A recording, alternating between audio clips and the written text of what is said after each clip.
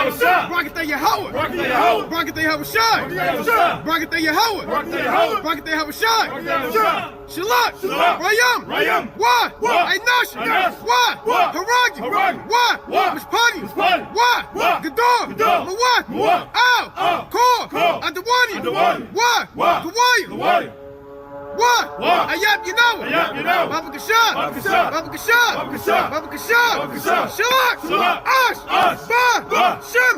Bayat. Baba Kashab. Shabar. What? Abad. Ayab Yinawa. Baba Kashab. Shabar. Ha. Makai. Shor. Ha. Ayab Yat. Baba Kashab. Sar. Ma. Kayal. Ba. La. Masapai. The water.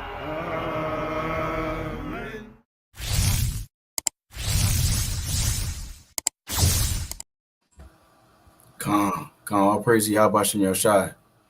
First and foremost, I'd like to give all praise, honor, and glory to Yahweh by Hashem HaMashiach Malak Yahushai. Right? Of course, as always, we're coming back with this Watchmen Wednesday. You know, all praise and glory to Yahweh Shem Yahushai. This brother Kesadi from W5 Jersey, Philly. Brother Yatazma, W5 Jersey, Philly. Come. And all praises for everyone, all 11 brothers and sisters that's tuning in, and Lord willing, that will tune in. Shalom to everyone on the comment board. And, you know, as the intro of the video was, right, we looking at the fall of America and how America will fall, and the different prophecies that the Most High set up through the scripture, how these things are unfolding in real time as we speak, right? So these different things are continuing to kick off in the earth, and it's our job and our responsibility to come up, whether it's Wednesday night, whether it's Thursday, whether it's Friday, the Shabbat, so on and so forth. We have to come out and teach the people and continue to warn you and let you know the different things that's happening in the earth, and continue to blow that trumpet and let Yasha Allah know the signs and the judgments that the Most High said will come is now here on the earth, right? So I'm going to kick it up with a quick precept, right? Before we get into this is the book of Isaiah, chapter 62, and I'm going to start at verse, right? Slakia. Bear with me 1 second. It's Isaiah chapter 62 and verse 6, and it reads, Isaiah chapter 62 and verse number 6, it says, I have set watchmen upon thy walls, O Jerusalem, which shall never hold their peace, right? It says day nor night. So it doesn't matter if it's when we out teaching in the broad daylight, when the sun is glazing and is shining on brothers, right? You understand? It doesn't matter if it's late at night. It doesn't matter if it's 11:15 p.m. on the East Coast. It doesn't matter if it's 2 a.m., so on and so forth. The Lord said we shall never hold our peace day nor night. Right, reading on, it says, ye that make mention of the Lord, keep not silence, and give him no rest till he establish, until he make Jerusalem a praise in the earth. And that's what we're doing. We're not going to keep silence. We're going to continue to beg and plead to Yahweh Shem Yahushai to bring the judgment on the earth. And that's what we're seeing right now. We're seeing America literally imploding. We're seeing the economy getting ready to crash. We're seeing the other nations preparing themselves for war against America. We see America continue to get their nose in every damn other thing that's going on in the earth, other than worrying about its own affairs.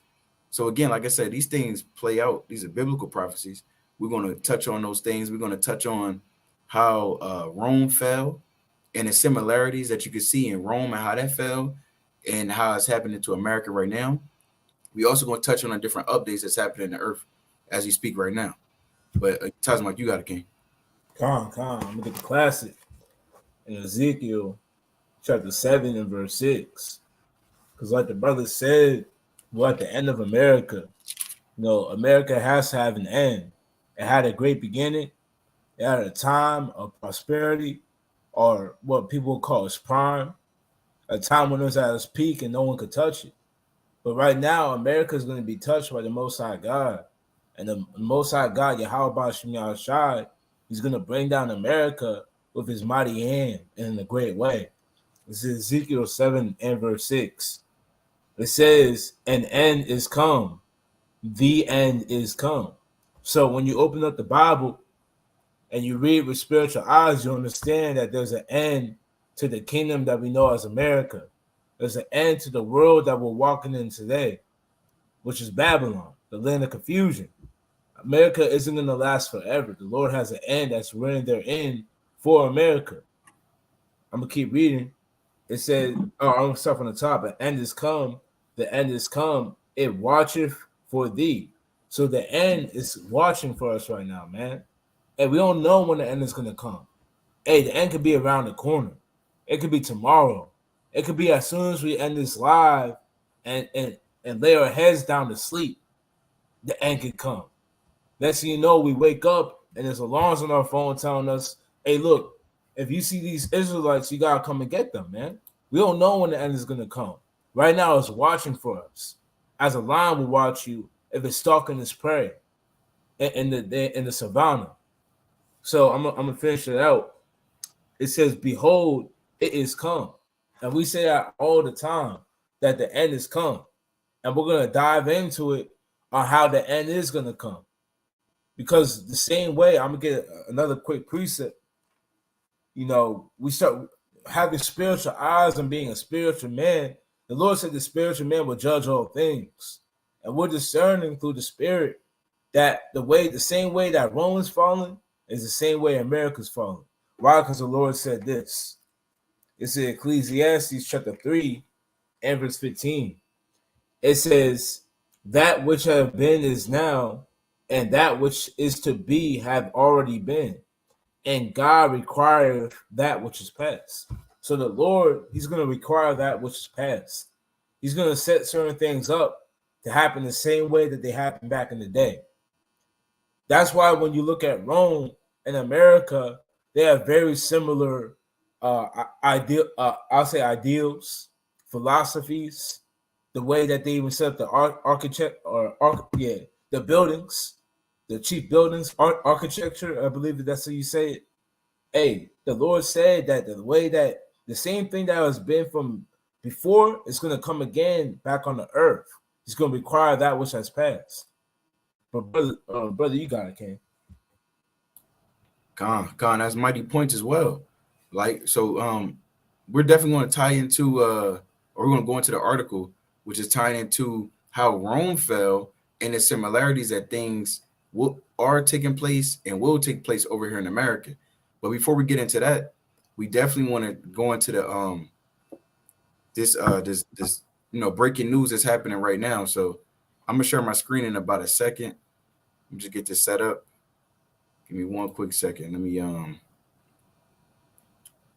get this set up in a second. All right, there we go. Okay, so I'm gonna share my screen.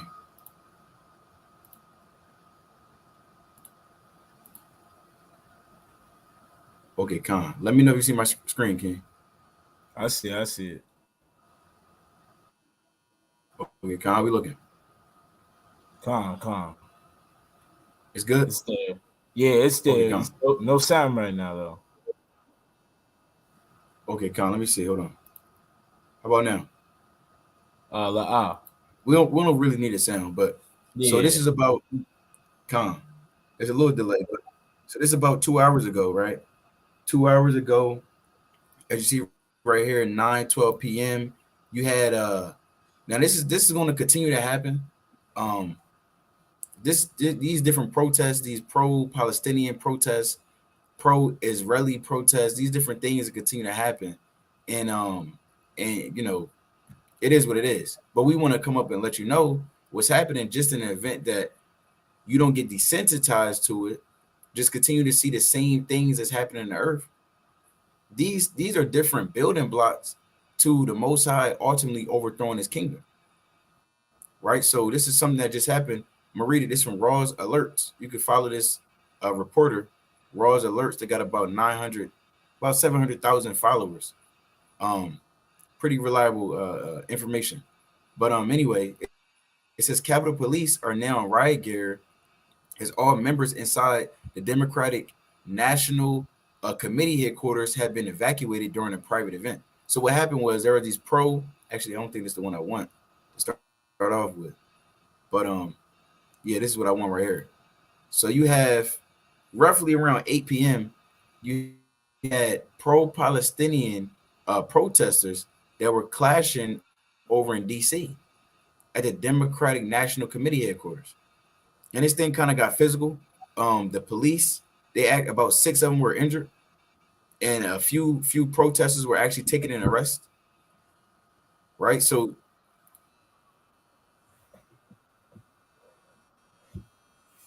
you may not be able to hear the audio, but if you can, then all praises. Either way, um, you can see this thing kind of got a little physical. And there's plenty of different events like this that's happening right now. Over in London, you had about over a few thousand. I don't know the exact number. I forget the exact number, but a few thousand were over there protesting just on the 11th, right? Just on the 11th. You also, this is further. It says chaos at the Democratic National Committee in Washington D.C. as anti-Jewish rioters attempt to breach the building and clash with police. So it was, like I said, it was getting out of hand, right? It was getting out of hand. You even had these police that are out there rioting.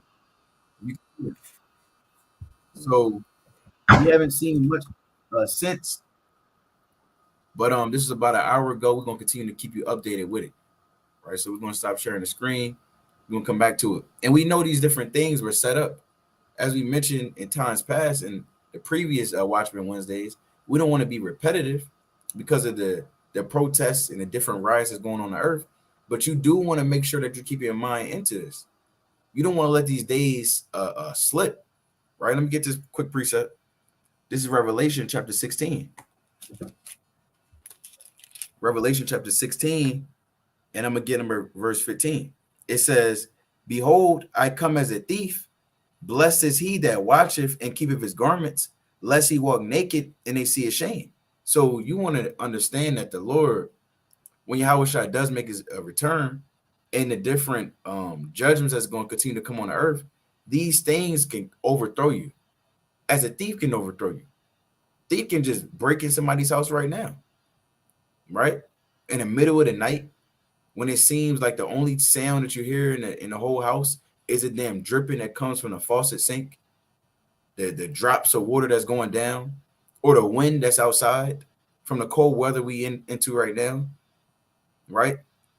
A thief, he'll look for his appropriate, or that time to make his attack, his appropriate attack, and he'll bust through the window, he'll kick open the door, and he might even use a card and damn jimmy the door and break in. And you sleep, you sound asleep, and that's when all hell's gonna break loose. That's what the Lord is saying. So we want to make sure we keep in watch. We don't want to just let these different events, just because they keep on happening every day, for us to just act as if it doesn't matter. Each and every part of these events that's happening, these all are playing to a bigger event that's going to come on earth, right? Which is ultimately Jacob's trouble. You understand? So do you want to touch on that at all, King? Con, I want to touch on well, let me get one quick precept, and I got another breaking news event. Con.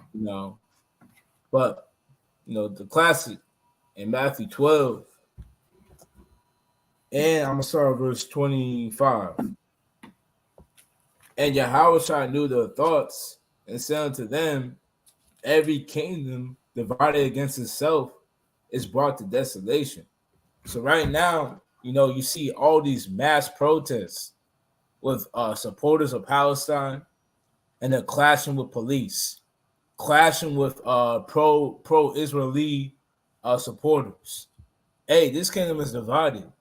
You got men and women of every race that are taking a side.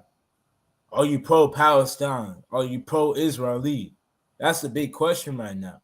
And everyone's taking a side, and everyone got to say so on it. And right now, this kingdom is divided. Right now, you got men on the street. Hey, if you're not pro-Palestinian, they might fight you. They might damn throw stuff at you. They might call you names, do certain things unto you. Hey, this kingdom is heavily divided against itself. Heavily. It's been like that for a while. Even with the right wing versus left wing.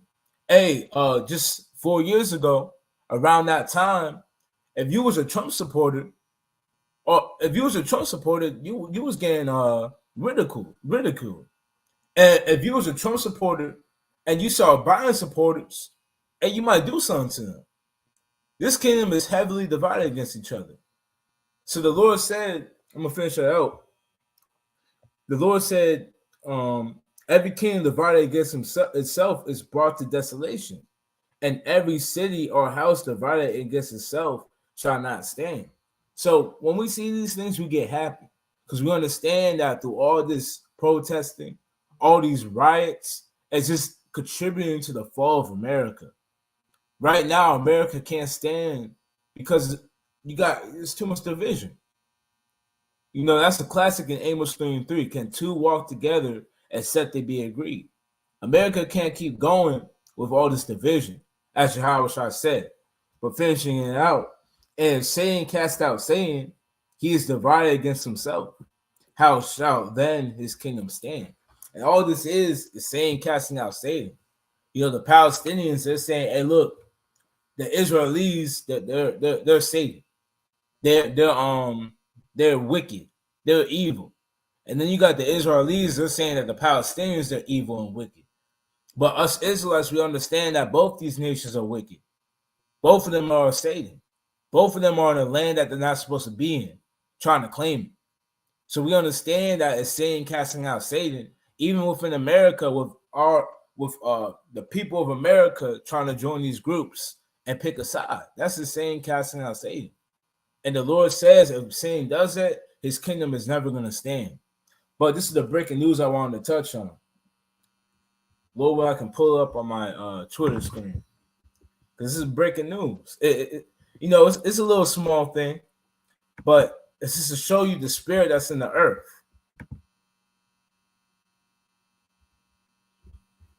Let me see if I can find it.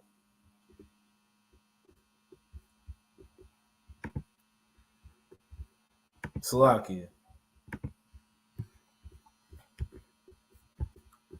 I'm gonna get straight to it.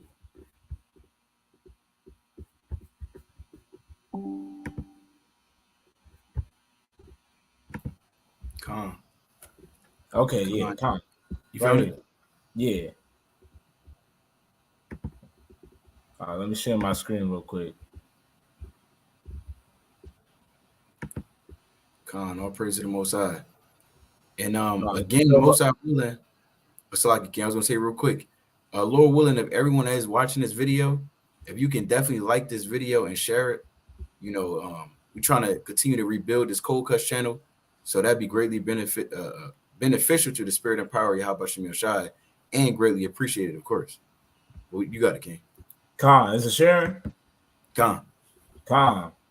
So right here, you have a man from Tokyo, which is in Japan, an individual associated with an extremist Japanese right-wing organization has allegedly been apprehended after intentionally colliding his car with a barrier near the Israeli embassy, causing injuries to at least one police officer. Hey, that just goes to show you, and like I said, it's small on the forefront, but it's bigger in the deeper meaning of it. Hey, everyone's taking a side. These nations are getting spurred from war. They see what's going on in Israel, what's going on with Palestine, and some of these nations are ready to take action. People within those nations. You got people in Japan that are looking to cause harm to the Israeli embassy. What did the people of Japan have to do with the Israelis or the Palestinians? All that goes to show you is that the Lord, he's spurring up these spirits to prepare for war. I'm going to get a quick precept, like it says in Joel 3:9. The spirit is getting spurred up for war. And that's all that's happening right now. And the men of these nations, they understand that. That's why you got so-called right-wing extremists in Japan that are slamming their cars into the embassy with a matter that doesn't concern them, because they understand it's time for war. And that's just the spirit. You gotta look at that. You gotta really look at that and say, hey man, that's deep. Because he has nothing to do with that. Yeah, he's getting ready for war. That's gonna be on the forefront. Because right now it's in a small matter. Israel versus Palestine. Next is gonna be China versus Taiwan. And you're gonna see more men getting stirred up. More spirits getting stirred up. But just Joel 3:9. And it reads, proclaim ye this among the Gentiles, prepare war, wake up the mighty men, let all the men of war draw near, let them come up. So men's spirit in these last days are getting prepared for war. All men want to talk about is World War III. What do I gotta do if I go out to war?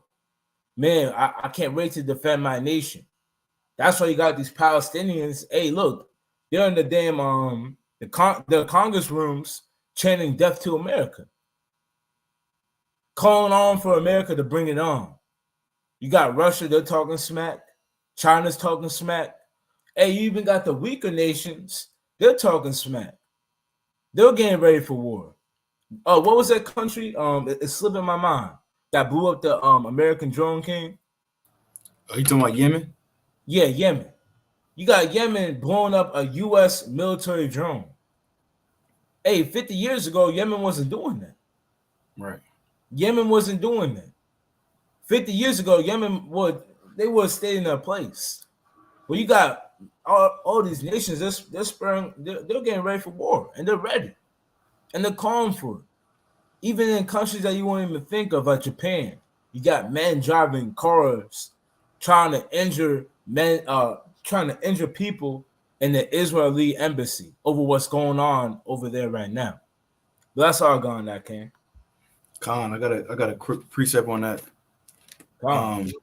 I want to go to the book of Isaiah chapter 8 and verse 9, right? Because it's all about war right now, like the brother's saying. It doesn't matter if it's Yemen, Syria, Iran, all these different nations. You got different events that's happening every day. I mean, if you've been really keeping watch, you notice it doesn't seem like the Lord is slowing us down anytime soon. Then the Most High can do what He wants to do, right? But just using wisdom, you can see these different events they speeding up. This is the book of Isaiah, chapter 8 and verse 9. It says, "Associate yourselves, O ye people, and ye shall be broken in pieces. Give ear, all ye of far countries." You got literally that man in Japan ramming a car into an Israeli embassy. Well, that's literally someone of a far country. Like the brother said, he has no business doing that. Yet it shows you the Lord is continuing to bring different spirits on the earth. That's a spirit, a damn pro-Palestinian spirit over in Japan. It's no longer just between Palestine, the so-called the Ishmaelites, and Amalek, the Israelis, the so-called Jewish. It's no longer between these left and right wing that's over here in America. This thing is going worldwide. You understand? This is world war. The whole world is at war right now. So let's read on. It says, "And give ear, all ye of far countries, gird yourselves, and ye shall be broken in pieces. Gird yourselves, and ye shall be broken in pieces. Take counsel together, and it shall come to naught. Speak the word, and it shall not stand, for Yahweh is with us." And the Lord is with the children of Israel. Whatever different types of crafty counsel they're trying to do to ultimately try to tie us into this thing, hey, none of that is going to matter. The Lord is with the children of Israel. He's with the 12 tribes. He's with the so-called blacks. He's with the so-called Hispanics. He's with the so-called Native and Seminole Indians. Hey, the Lord is with us, and we're going to continue to teach this word. We're going to continue to be in season, out of season, continue to make breakdown videos and go live, continue to go shake the hand on the highways and byways. You had these damn Palestinian protesters that came up against the brothers over in Chicago, and that happened at other camps as well. The brothers in ISUPK, HOI, over in London. So this thing is not only is it impacting those in the world, of course, but of course is ultimately to tie it back to the children of Israel. the menace on the highways and byways. I got one more precept on this. This is Isaiah. This is Jeremiah. This is the book of Jeremiah, chapter 46, and verse number 3. Right? Isaiah, it's like Jeremiah 46 and verse number 3. And it reads, it says, order ye the buckler and shield and draw near to battle. And that's what we want all these nations to do. If you're watching this video and you're an Ishmaelite, you're from Syria, maybe you're watching this in an underground dungeon somewhere. If you're over in Pakistan, if you're over in Iraq, hey man, get the hell off the YouTube and go to war. All the nations of the earth should be getting ready to go to war right now. The Lord is trying to bring us back to our land, and we want y'all to do that speedily. We're tired of being in America. I don't want to keep on dealing with Jersey or Philly or New York or wherever we have to travel to, and these different smells that we have to smell on our way to camp, and the different things we have to deal with, the oppression, the taxation. Brothers is tired of that. I don't want to have to wake up and go to work.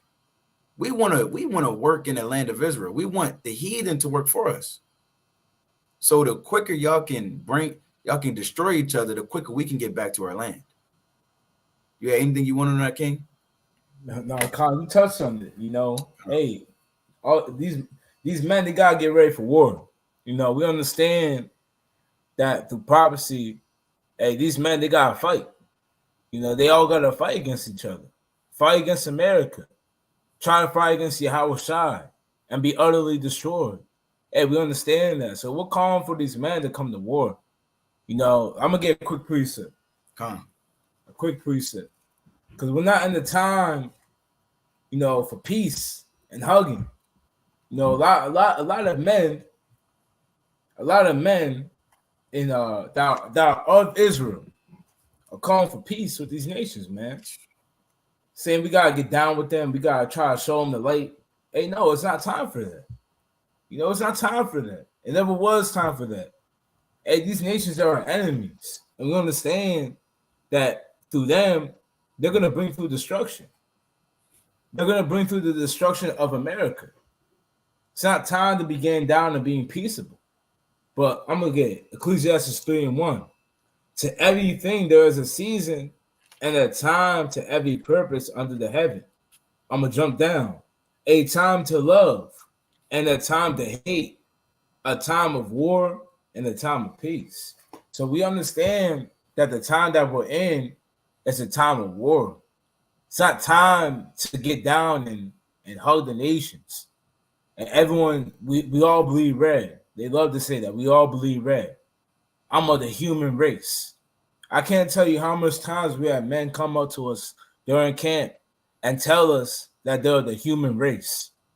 Hey, no, we're not. It's not time for that. We understand through prophecy, through the scripture, that there's a division, and there's going to be a division. And every man's going to be cleaving to his own people. Why? Because there's going to be race wars. There's going to be a lot of things that go on, division. We're already seeing it on a mass forefront. That's why we covered it in Watchmen Wednesday, man. If you ain't know, we got Israel versus Palestine right now. Hey, we know through a mass level, there's going to be even more division that we see right now. So right now, it's not the time for peace. We got to prepare ourselves for the time of war, and these nations going to war against each other, not making peace treaties, not coming together and finding out a solution or finding out a way to get over this. You had, I'll say 2 weeks ago in Philly, you had, I'm not going to say pro-Hamas. They were pro stop the violence in Gaza at the Capitol. I believe it was the Capitol. Is that what they call it? Oh, no, City Hall. City Hall, yeah. And they were laying on the ground. And they were calling for peace in Gaza. Hey, that's not going to happen. Hey, the Lord, he's not calling for peace in Gaza. Hey, he's calling for more destruction. He's calling for more death, for more bombs being dropped. And we Israelites, we understand that. So we're not calling for peace neither. I got one more precept, Ken. Come on, bring it up.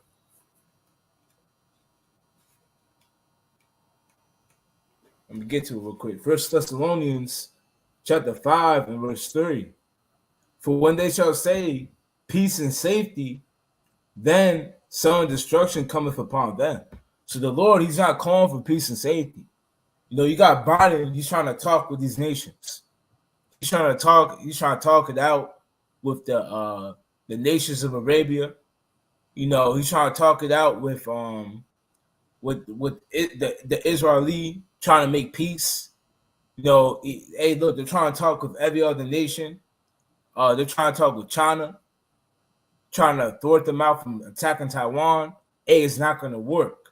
Right. Every single time they try to talk with them, it seems like it gets worse. Or there's another attack. Or Biden just goes there and looks stupid. Hey, the Lord, he's not pulling the spirit of peace out on the nations. Right now, every single time, every single day, when we get deeper and deeper into this, there's more destruction. The war seems to progress even more and more. Because the Lord said, I'm going to read it one more time. For when they shall say peace and safety, then sudden destruction cometh upon them, as travail upon a woman with child, and they shall not escape. So there's no escaping what is written in the Bible, what has to come. No amount of peace talks, no amount of marching, laying your body down flat at the Capitol in Philly, no amount of making signs and standing in front of the Capitol, DC, or jumping the gates. Hey, nothing can do it. There's nothing you can do about it.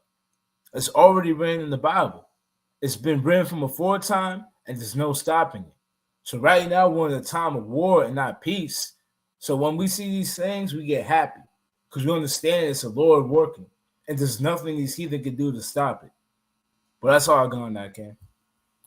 Con, I got a precept, and then I want to share my screen because you had mentioned Biden. They actually just earlier he met with the president of China, Xi Jinping, or whatever his name is, and he had said some things, and they had agreed. One of the things they agreed to, Xi Jinping over from China, the president, he had mentioned that China in the upcoming years will pretty much never attack Taiwan.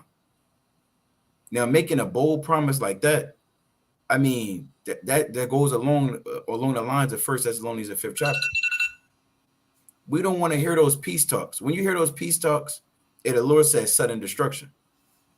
And actually, in that same press conference later on that day, or later on today, really just a few hours ago, over in the West Coast, you had well, we're gonna share the screen, but Biden, he pretty much slipped with the tongue and said some things that most likely is going to lead to the president of China actually being upset about. So we're going to show that in just a second, but I'm gonna get this precept.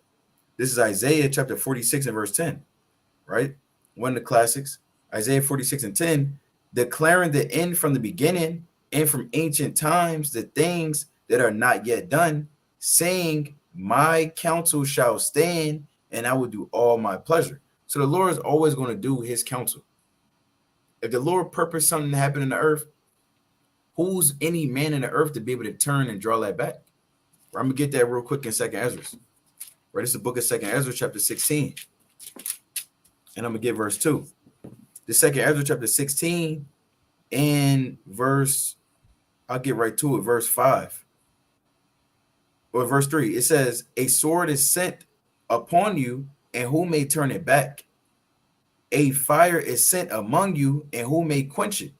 Plagues are sent unto you, and what is he that may drive them away? So the Lord is saying when he brings these things in the earth, who's going to stop it? No one on the earth is going to stop what the Lord wants to do. We believe in Yahweh B'Shem Yahushai, and whatever he wants to do, he's going to do. We're not believing in a damn false God. They've been calling upon Allah over in Palestine, over in Gaza, and guess what? He hasn't done nothing for them. They've been calling on Caesar Borgia and calling these different gods of the earth, and those gods have done nothing. But the Most High God, Yahweh, the only true God, he's bringing forth the judgment that is already written in ancient times, thousands of years ago. written down by scholar after scholar and being recorded for our learning today, so that with patience we might have hope. Paraphrasing. So, like I said, I wanted to share my screen, and I'm gonna show what this man did just a few hours ago. Let me know if you can see my screen, King, in a second. Calm.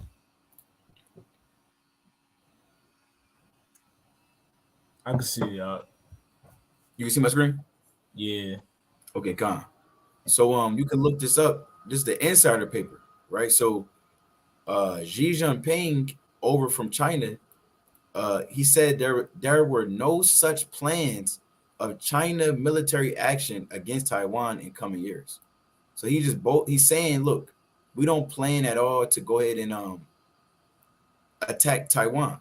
And if you've been paying attention to the geopolitics, this is a very big thing. The war between Taiwan and China, this had America is deeply invested into this.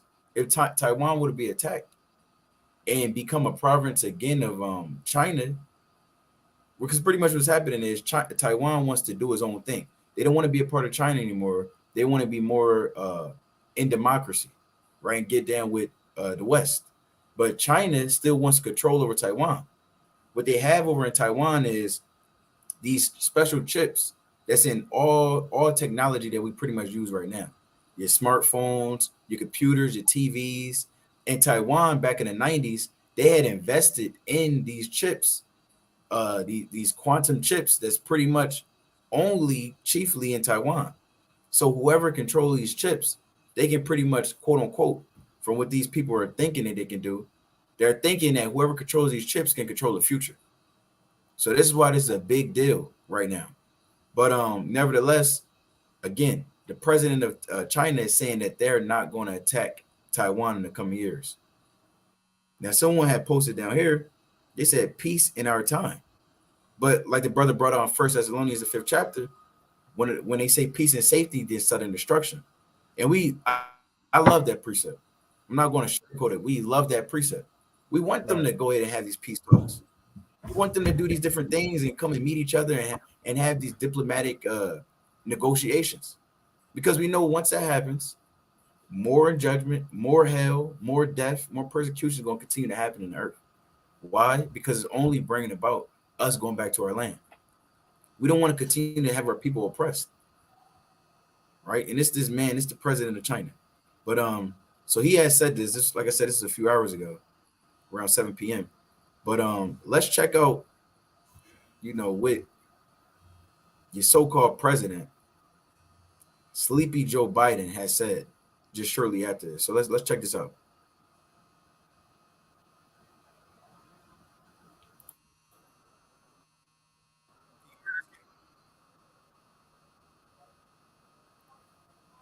Can you hear that? Oh, no, it's not playing. Okay, no, when I play it, can you hear it? I'm gonna try it again. Calm.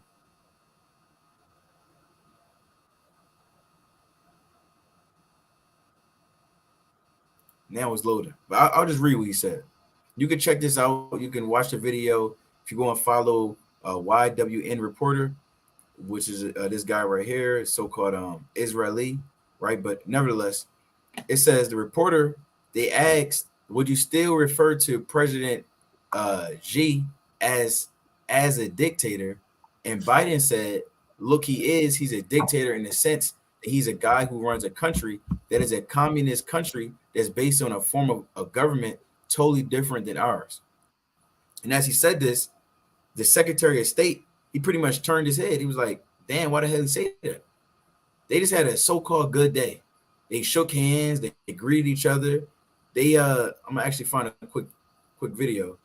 They was talking to each other, they was discussing different peace talks, and then all of a sudden, Biden just comes out and calls him a dictator as he's walking back to his car.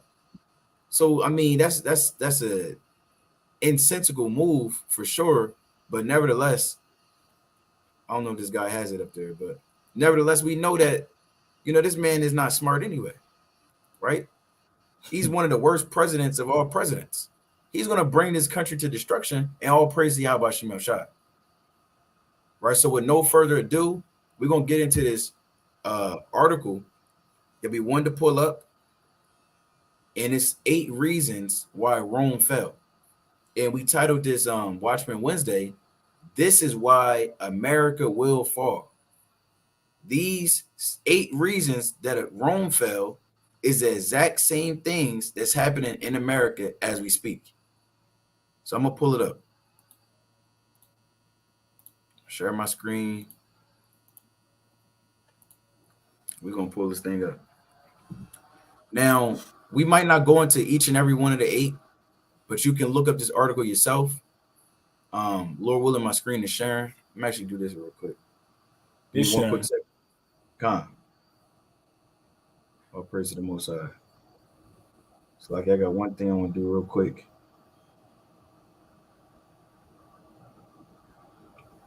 Okay, Con. So it says the 8 reasons why Rome fell, and this is from history.com. That little history channel that you may watch on TV, whether now or back in the day. This article was originally created or written January 14th, 2014, but as you see, it was updated September 5th, 2023. Now, why did they update this? 9 years since the day they made it, almost 10 years later, they went back and they updated it. Well, because they must feel like this article is definitely playing out right now as we speak. It says, find out why one of history's most legendary empires finally came crashing down. So before we get in there, you wanna talk about anything, King?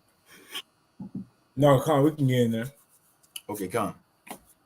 So number 1, it says invasions by barbarian tribes. Like I mentioned, we don't go into each and every one of these. There is a select few that's really showing itself right now in America as we speak. But we'll definitely read the first one. So it says invasions by barbarian tribes. It says the most straightforward theory for Western Salakia. Damn Satan. For Western Rome's collapse pins the fall on a string of military losses sustained against outside forces. And right now you got outside forces doing what? They're invading America. Right. As we read it now, I want to backtrack a quick second. So for those that may not know, Rome was at the height of his empire. It literally controlled vastly, most of the known world at the time, right? All of the eastern world, right? Not including North and South America. So that's what I meant, the eastern world. The eastern hemisphere is really what I meant. Now, Rome had pretty much divided itself into the Western Roman Empire. Then you had the Eastern Roman Empire. And without, for lack of time right now, we're not going to go into why that happened and all of that, but we're going to go into simply this article, and we'll touch on the different things that it's mentioning and link it up with the scriptures. So continuing on, it says Rome had tangled with Germanic tribes for centuries, but by the 300s, barbarian groups like the Goths had encroached beyond the empire's borders. The Romans weathered a Germanic uprising, and Slakia King, if you had any points, because I can't see the screen right now, but if you have any points, you can just stop me. Con. So it says the Romans weathered a Germanic uprising in the late 4th century, but in 410, the Visigoth king Arlek successfully sacked the city of Rome. So you had infighting. You had Edomites on Edomites fighting against each other, and you pretty much had these Germanic tribes, which is Germany.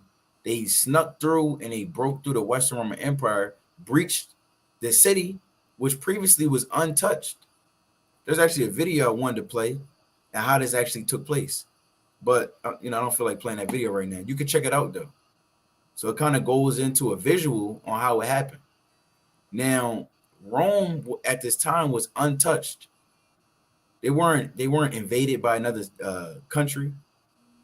They didn't have to worry about things like this. But over the course of time, empire after empire the country or the it's like an emperor at the emperor, the Roman Empire eventually fell. Western Roman Empire fell in 476 AD. But this is one of the main events that actually led to its falling. So this was what a collapse or invasion, really, an invasion that took place in 410 by Visigoth, who was King Arlek, and he successfully sacked the city of Rome. I'm gonna finish this out. It says the I have a empire. real quick point. Come. And like the brother's saying, it was through invasions. You look, America, you know, America, and he made a great point. Rome was in touch before. America was the same way. There hasn't really been war on American soil. There hasn't been bombs dropping, nuclear missiles thrown over here. Hey, America, ever since, I'll say that the last one was the War of 1819, where the British came over and they that was the war they actually won, and they burned the White House down. I believe that was in 1819. I believe. I might be wrong though with the date. I think it's 1812. 1812. Calm. That was the last time America was really touched, as a nation. And they really only got to the White House. And there was no real setback after that. America kept going. They kept growing. But ever since that time, they've been untouched. They've been dwelling safely. They've been going after everyone else, bombing everyone else. But America itself has been chilling. Hey, look, America is gonna come, and they're gonna have to they're gonna experience what they've been putting out in the world. Hey, America's gonna be touched by missiles. Right now, we was going into it before. They put out a warning saying that Hamas support, or not Hamas supporters, but the Hamas army, I believe that was it Hezbollah or Hamas? They said that it was going to come through the Mexican border, or could possibly. They're talking about Hezbollah. Hezbollah, yeah, they were saying Hezbollah could possibly come through the Mexican border. Hey, right now you might have extremists rising up within America to bring down America through terroristic attacks. We just read about an article about the man in Tokyo. Hey, that's going to happen in America.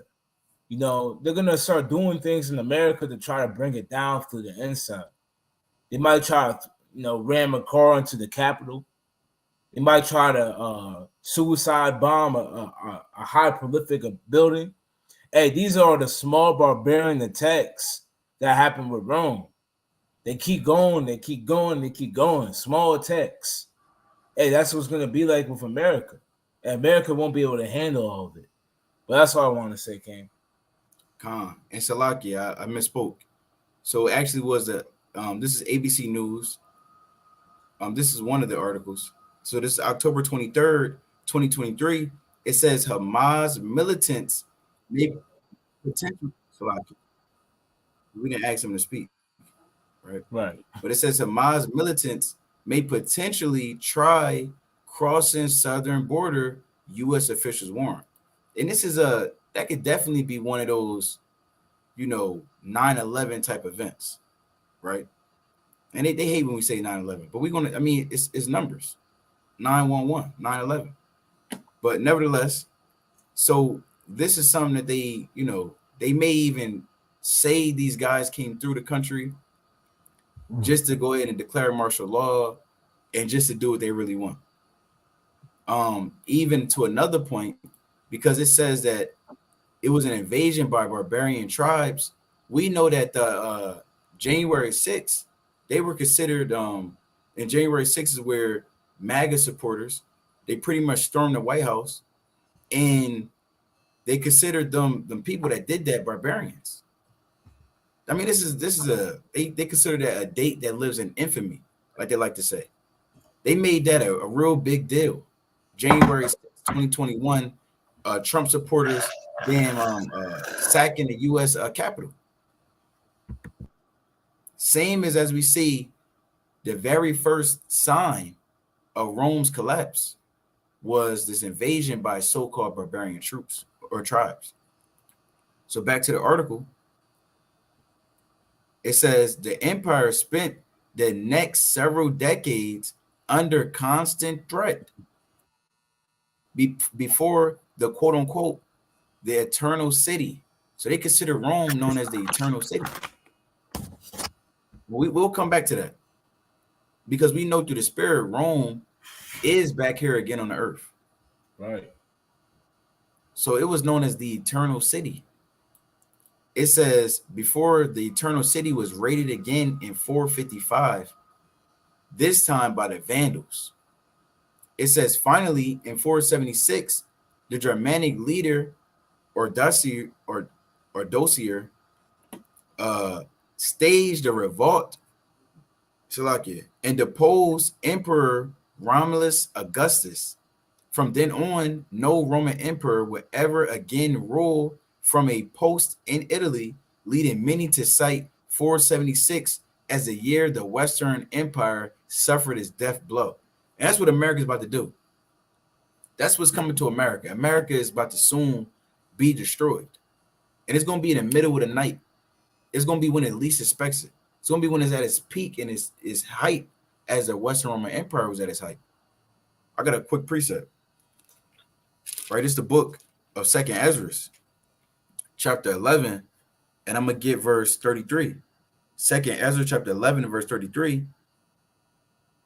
And it reads, and after this I beheld, and lo, the head that was in the mist suddenly appeared no more, like as the wings. Because what it's talking about is the three heads of this eagle, which is none other than America, which is none other than the EU and Russia.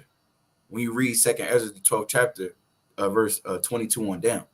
Now, the Lord said that the head that was in the middle is going to suddenly appear no more. And we know that this will happen with the Western Roman Empire. It was destroyed, suddenly. They say every empire has about 250 years. Well, America has been established since what, 1776? We live in the year 2023 AD. So it's well overdue to be utterly destroyed. And the Most High is bringing that to come to pass right now as we speak. Like I said, King, if you had anything, you can stop me. I can't see the screen right now.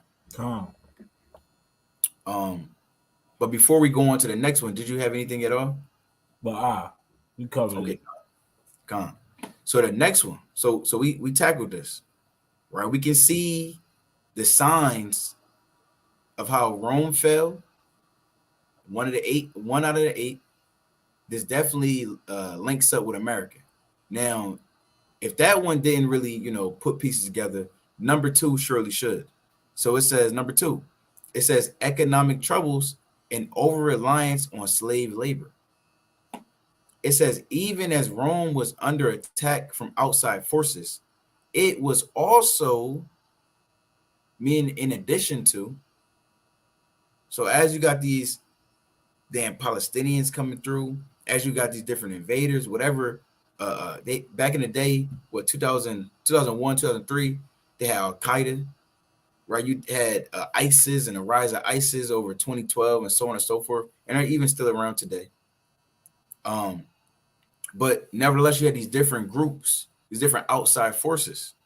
It says it was also crumbling from within thanks to a severe financial crisis.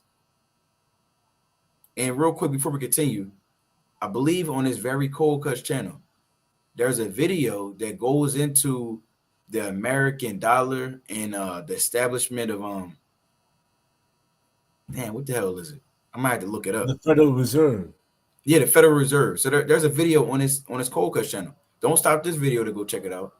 You can check it out another time. But nevertheless, it's on there. It's an old video that we re-uploaded from the very first Cold Cuts channel, and we put it back on this one. It's a mighty video. Definitely worth it. You checking it out. Just not right now. All right, we'll continue on. It says it was also crumbling from within thanks to a severe financial crisis. It says constant wars and overspending had significantly lightened imperial coffers and oppressive taxation and inflation had widened the gap between rich and poor. And we seeing that right now. But I might just read the whole thing. We can come right back to it. But continuing on. It says, in the hope of avoiding the tax man, many members of the wealthy classes had even fled to the countryside and set up independent fiefdoms, right? Or fiefdoms. It says at the same time, the empire was rocked by a labor deficit. Rome's economy depended on slaves to till its fields and work as craftsmen. Right? Rome had much of the Rome actually had a capitalistic society. It was capitalistic, right? It's a so-called capitalism that you have right now in America. Right. Work for hire and so on and so forth, getting paid for what you bring forth. And I mean, that's the same thing that happened in ancient Rome. It says, and his military might had traditionally provided a fresh influx of conquered peoples to put to work. And that's why America, now I don't want, like I said, I want to read it straight through, but spirit keep on stopping me. You even have America going into different countries and doing what? Setting up different democracies, setting up different embassies is the word I was looking for. Going into different countries, going into the Middle East chiefly, taking oil.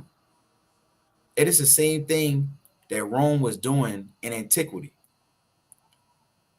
It says, but when expansion ground to a halt in the 2nd century, Rome's supply of slaves and other war treasures began to dry up.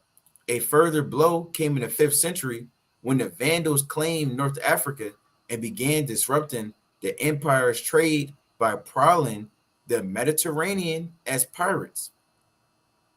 When its economy faltering, it's like with its economy faltering and its commercial and agricultural production in decline, the empire began to lose its grip on Europe. You want to hop in there, King? Yeah, we can just go touch on the beginning. Right. Let's just, yeah. It was also crumbling from within thanks to a severe financial crisis. If you haven't been paying attention, if you've been too busy looking at the bright lights of Babylon and seeing, oh, it's about to be Black Friday, Cyber Monday, oh, everything seems like it's all good. Hey, America is in a severe financial crisis. America is severely in debt. Inflation is rising, like it says, and later on in the article, we're going to touch on that. Hey, everything is rising. The prices are rising. Rent is rising. Hey, cars are rising. The market's bad. Stocks are bad. Hey, America is in a severe financial crisis. You know, not only is America falling on its own without any outside factors, a big outside factor with BRICS and the new currency is about to roll in. And that's going to hit even harder for America once their currency rolls in. Hey, America, you know, America right now, we'll say they're faking it. You know, right now is being faked. The economy, what's going on right now in America is all being faked. The dollar is damn near, the dollar has depreciated to damn near nothing. It's not backed by anything. It's not backed by the same gold it was backed by back in the day. Right now, America's dollar is depreciating day by day. There's no value to it. You have to keep printing money. Yet people keep buying things. Prices keep going higher. Hey, look, America is like a Jenga tower with its economy. You know, they just keep stacking and stacking, and pulling bricks down at the bottom. It's gonna fall. You know, and that's what's happening with America. There's we're gonna say it one more time. America, if you have not been paying attention, is in a severe economic crisis. You have to pay attention to this. Don't get caught up with all the things that are going on in life. You gotta look at it and realize America is in a depression. Right now, you know, even so-called economic scholars or people that study the economy and look at how the economy is rising and falling, hey, they tell us that right now we're in the worst position that we've been in since the Great Depression, economy-wise. So you gotta understand that right now America's not doing good. But brother, you got it. You want to touch on that first point? Yeah, I definitely do. And I want to also, I'm gonna share my screen again. And if you have anything you want to pull out, like any articles, you can share your screen, King. But I want to share this again real quick. So I talked about it a little bit, but I want to show y'all because, like I said, there's a video that we had uploaded. Damn, I don't know how long ago it was. Actually, I might just type it in. Look this up. Damn, that didn't really help.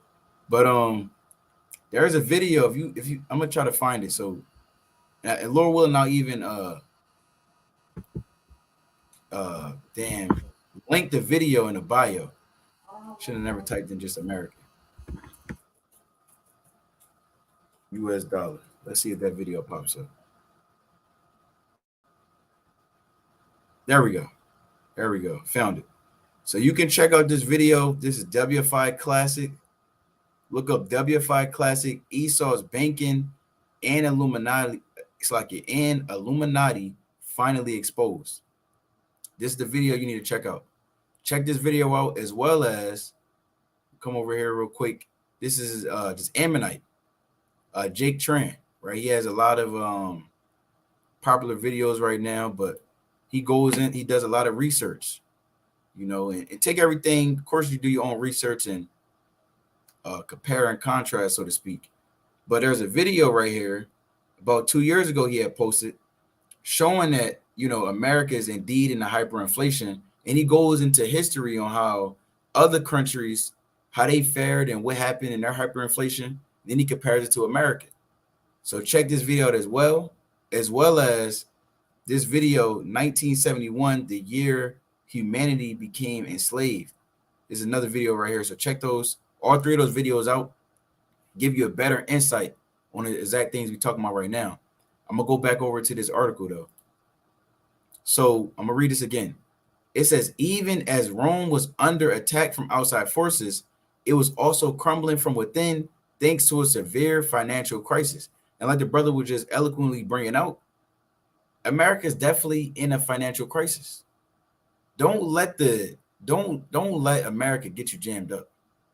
Just because you can get a 99-cent burger from Wendy's, that don't mean we not in a crisis right now.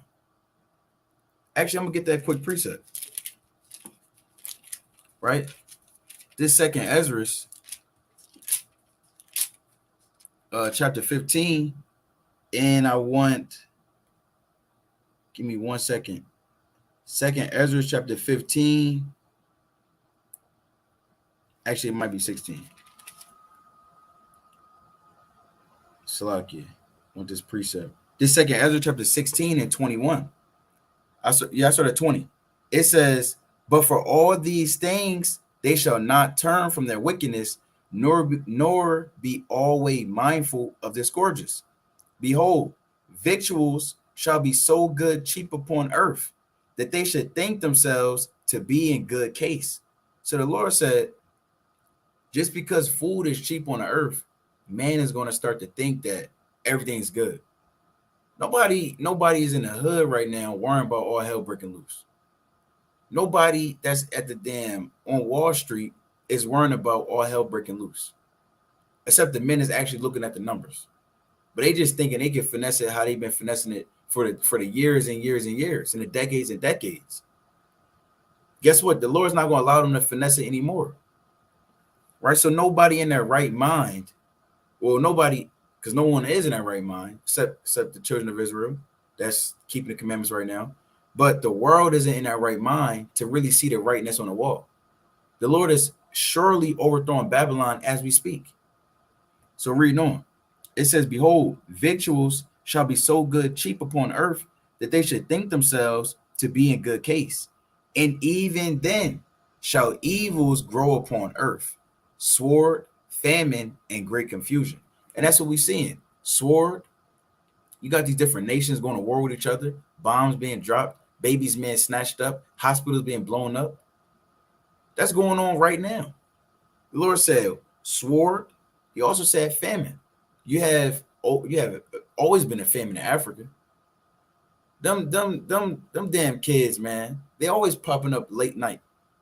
Donate such and such cents to feed the needy. You got famine going on right now between Hamas, or really the Gaza, all of Gaza, Palestine, and the so-called Israelis. Now they're dealing with a famine. You got NATO and the UN coming through with the peacekeepers, dropping off food and different medical supplies because it's going down over there. They're shutting off the water supply. They're doing these different things. So as wars happen on the earth, of course, by nature, famine is going to happen on the earth. Continuing on, it says, and great confusion. For many of them that dwell upon the earth shall perish of famine, and the other that escape the hunger shall the sword destroy. But I wanted to show this article. So I don't want this one. Actually, I want this one right here. So this is actually very important. And actually, I believe Jake Train, he talked about it in one of the videos. But you have something known as, of course, the US dollar. It's in circulation right now, meaning there's dollars that's printed from the Federal Reserve, and the US dollar, every store you go to is supposed to hold, really, I mean, don't hold no currency. It's not backed behind gold since 1971. So it really doesn't mean anything. But the so-called value of the dollar is supposed to be one US currency compared to another country's currency. It's supposed to be, theoretically. But nevertheless, since the year 2020, as you can see right here, January 1st, 2020, I'm actually zoom in, so I want to make sure you see this. Zoom all the way in. Hey, King, let me know if I'm fully zoomed in if you can.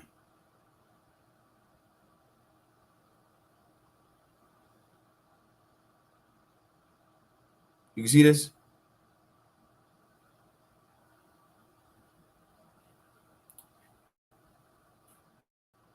You hear me, King? So okay, I was muted out. I was gonna say you were muted. Oh, that was good. Okay, Con, we back. I'm gonna go back to it. Go right back to it. Right. So this is January 1st, 2020. Now it says that it's about 1.8 trillion US dollars in circulation. Now, the only way for this to increase would it be if America printed out more dollars. If they print out more dollars, that would mean that your dollar, your $1 bill will actually be, devalued. It will go down in price. That's why things is way more expensive. That's why a damn gas, one gallon of gas used to be $1 and some change. Now it jumped up to $4. In parts of, I believe in California last year, it was at like $9, $10. It might still be that price. I don't know. I haven't been to California, but I know over here in Jersey, the price is still high for gas compared to what it used to be just a few years ago. So nevertheless, about $1.8 trillion in January 1st, 2020. Now, let's zoom out. You can see this line only went up. That means more US dollar bills was printed out. Now we're right here.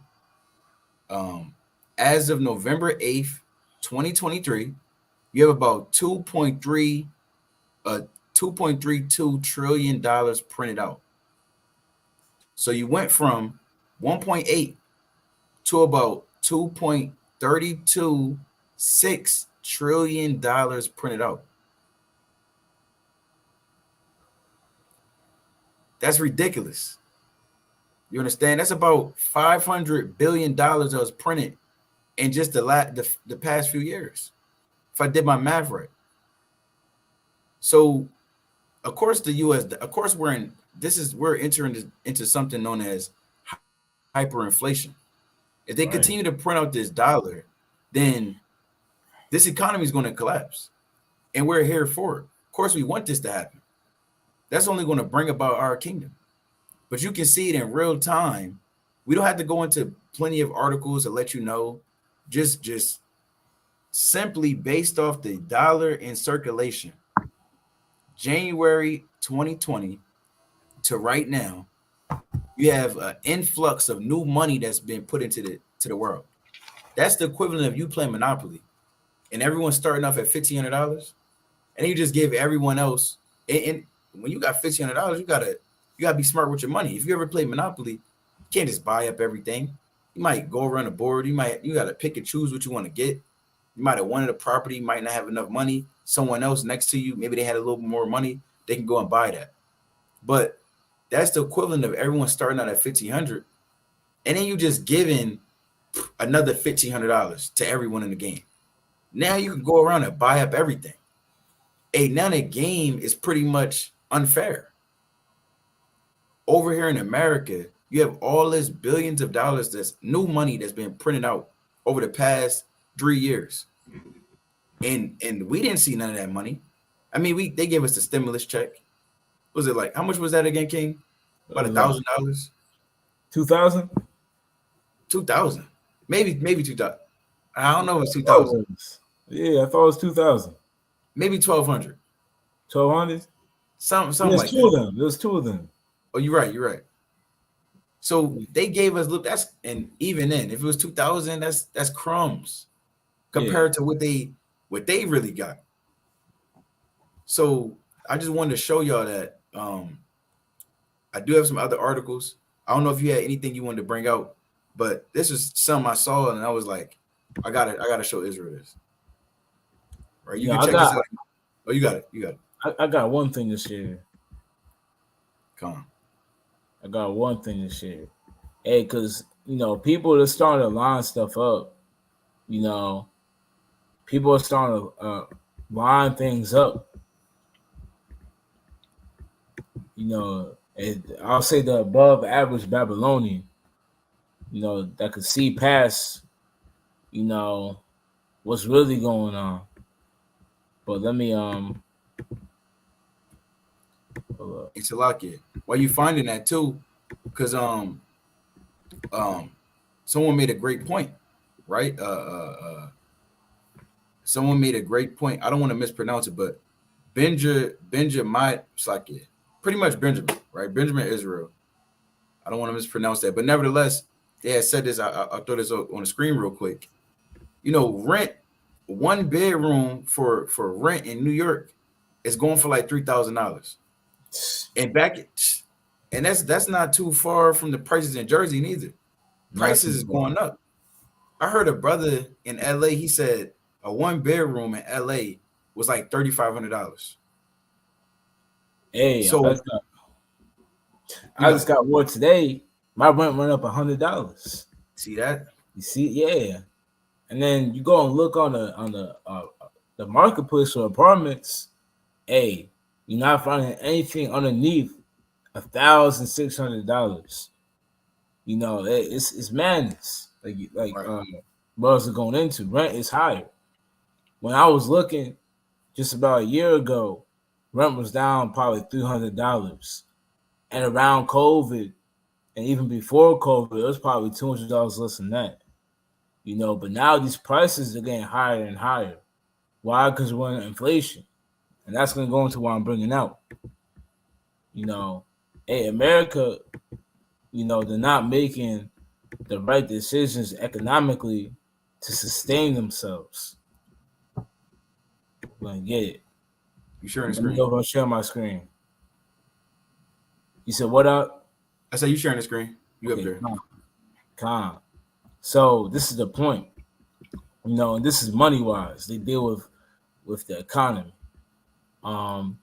It says the similarities. I'm gonna get the top of it. It says as ancient Rome dominates TikTok, because if you didn't know there was a trend on TikTok, I was letting brothers know about it, because it was trending on Twitter, where there was women that would ask their man if they thought about the Roman Empire, and a lot of the men they would say, "Yeah, I do," because the Lord was putting the spirit on men to dwell on this and to link up America with being ancient Rome.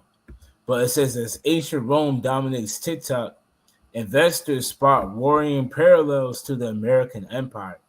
And you gotta ask yourself, why are there investors, men that deal with investing money and dealing with money, spotting parallels between the Roman and American empire? But let's continue on. It says, but here's why one expert argues that doesn't mean the U.S. is destined to go bust. And this expert doesn't really know what he's talking about. He's trying to be optimistic, trying to say America is going to last forever. But we know that's not the truth. You know, we're going to see the parallels. Let's go to it. The similarities. First, the bad news. It says the current U.S. economy does share some similarities to Rome's situation prior to the empire's fall. And like we said, they're trying to keep an optimistic viewpoint with that one expert and whoever's writing this. They say, look, it's bad news. You know, it's not looking too good, but we can change it. Hey, look, the brother brought it up before in Isaiah 46, I believe, verse 10. Hey, the Lord's going to do whatsoever he pleases. There's no changing this. It says, Mitchell says the major economic problem Rome faced was its precious metal-based currency. Over time, these coins contain less and less of these valuable materials, so they essentially became worthless. And that's what we see going on with America. Now, America, they're not going to use gold coins and silver, what they call it, dub something. Forgot the word, but what does it say? Coins, silver coins. They're not going to do that. But they're going to use the dollar and say it's backed by gold. But the same thing is happening. The dollar is becoming more and more worthless. It's becoming useless. You know, I forgot which country it was. I don't know if you can hop in there, because sorry if you remember. But hey, the people of the people of that country, they took to the street and they were just storing the money on the street. I believe burning it because it was worthless. It became worthless. I forgot what country that was. In a so-called third world country, they took the paper money and they were doing whatever they wanted with it. You know, that's what happens in these situations. But it says the economic crisis created record high inflation and a deficit for the state. And that's what we see going on right now. We're in record high inflation. Hey, like the brother Benjamin said, rent is $3,000. You know, you go to places in LA, New York, you know, you're not finding anything less than 2,000. You know, and that's crazy. That's inflation. You know, you go into these stores and you're finding a loaf of bread is 2 times as much as it was before. You know, you go to these food spots and you're seeing that the food there is $3 higher. You know, I just went to a food spot and I saw the prices, they increased. And they had a sign and it said, due to the rise in prices, our prices, they're going to go up as well. Hey, so this thing isn't getting any slower or any lower. It's going to continue to grow and continue to rise up to the point where, you know, the average American, they're not going to be able to afford it. You know, but let me see if I can keep reading on this. It says, although the U.S. dollar is a flat currency rather than precious metal currency, which means its value isn't as dependent on its resources, Americans who follow the news no doubt have noticed much discussion of the de-dollarization trend as some countries hope to move away from relying on the U.S. dollar as a reserve currency. And that right there is big. You know, that goes into BRICS. You know, a lot of countries, they're dumping the U.S. dollar. They're starting to realize there's no worth in it. And that's why they're worried about it. You know, but let's see, we keep reading. It says, although government officials say they're not worried yet. And that's and we're gonna get a precept on that. That's prideful, and that's very, very, very not very smart. It has with that mindset, the kingdom is never gonna last, and we want that. They say they're not worried yet. When is the time to be worried? Hey, poverty's at an all-time high. Homelessness is at an all-time high. Hey, there's a big gap between the so-called not the high class. I'll say the lower class and the elite, the rich. Right. Yeah, there's a big gap. Hey, that spells trouble. That spells a fall of an empire, like it says with the Roman with the site we're going into. But let me finish out. It says a dethroned dollar could threaten America's economic stability and lead to hyperinflation, as the Romans experienced. So let's stop sharing here. But as we're going into it, man, look, America, they're experiencing these high rates of inflation. They're experiencing the same thing that the Romans experienced, and it's not getting any better because the Lord, He's making it that way. This is the precept I wanted to get. That's why when these leaders, they see it, they don't do anything about it. They make worse moves.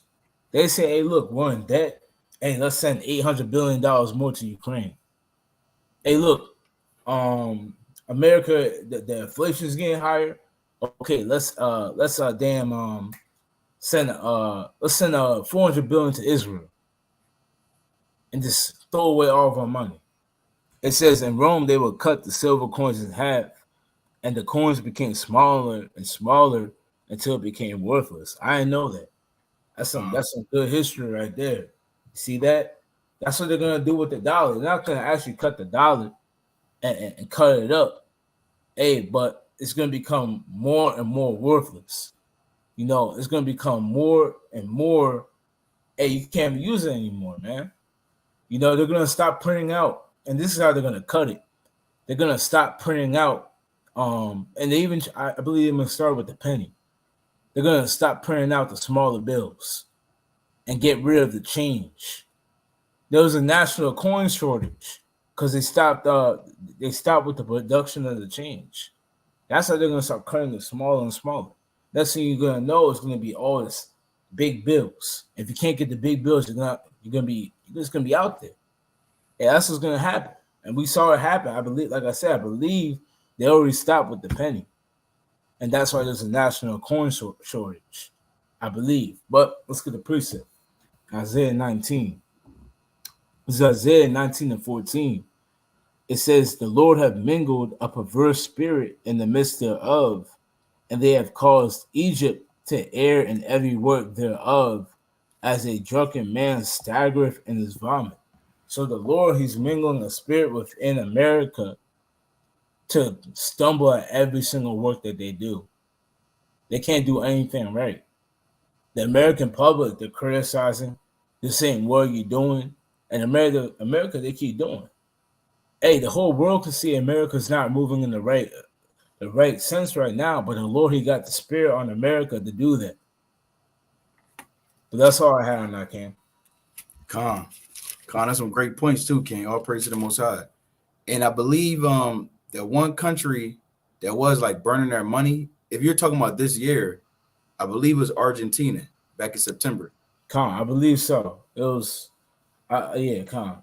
They would actually get 30-year sentences in prison if they was actually caught burning the money in the streets. That's burning it because it don't mean nothing. Right. They said the Argentine peso didn't mean anything. And another point too, in Germany, I forget when exactly. I think this might have been around. Let me look this up. I just saw a list. Around like 1912, Germany, they give me 1 second. So yeah, around 1923, I can really pull this up on the screen, but around like the 1920s, Germany, when they experienced hyperinflation, they would actually print newer bills. So that's the equivalent of America no longer just having $100 bill, but then they got a $500 bill, $1,000 bill, so on and so forth. I mean, we could definitely see those things happen because this place is crumbling. They I mean, literally, they're printing money. That means nothing. And they want these other countries to still accept this dollar. That means nothing and treat it as if it's still worth something as it was back in the day. That's not the case, right? This place is done. I'm gonna get this quick. I'm gonna get these few precepts actually. This is the book of Sirach, chapter 31, and I'm gonna get verse 1. And it reads, it says, watching for riches consumeth the flesh, and the care thereof driveth away sleep. Right? So America could continue to watch for riches, continue to damn try to be at the top, taking everyone's damn money. Hey, the Lord said that's gonna consume the flesh. America's utterly about to be burned up with thermonuclear heat. The Lord said, I'm gonna get this in Revelation. This Revelation chapter 11 and verse number 16. Revelation chapter 11 and I want 18. I started 17. It says, saying, we give thee thanks, O Lord Yahweh Almighty, which art and was and art to come, because thou hast taken to thee thy great power and hast reigned. And the nations were angry, and thy wrath is come, in the time of the dead, that they should be judged, and that thou shouldest give reward unto thy servants the prophets. And the Lord said the nations are angry. The nations are angry right now with America. When you read Revelation, the 17th chapter, it says that they're going to burn her with fire. I mean, they're going to overthrow her. All the nations that they were in fellowship with, the NATOs of the world, right? France, UK, so on and so forth, Sweden, they're going to overthrow America. And they're going to be the first ones to damn overthrow them and ultimately allow for Russia to take over the entire earth and be the rulers for a set amount of time, a very small season, like it says in Revelation, the 17th chapter. I don't want to just talk about it. Let's get it. All right, we got it all night through the Spirit. This Revelation chapter 17, and I'm gonna get verse 16. It says, "In the 10 horns, which hold on, in the 10 horns which thou sawest upon the beast, those shall hate the whore." Right, these 10 horns are the original 10 provinces of Rome, and through knowledge right now, we understand that's the equivalent of the NATO that's out here today, NATO / the EU, European Union. Right, so continuing on, it says, "Shall hate the whore." The whore, when you read Revelation, the 17th chapter, is talking about none other than America, that sits upon many waters, sitting upon all these different nations, and they all gave their power into the whore. Read on. "And shall make her desolate and naked, and shall eat her flesh and burn her with fire." Because America went to these different countries following World War II. They had something known as the Brexit exchange, if I'm not mistaken. And this is where all the world leaders, they came to America. They had this, or they came, all joined with America, and they agreed to take all their gold that they have, and America will hold it as a reserve. And instead, America would give them US dollar bills to the equivalent of that. To the equivalent of each piece of gold that they gave, America would give that country the equivalent in US dollars. And it was from there where they're supposed to take these dollars and go ahead and trade and use that as the official trade currency of the entire earth.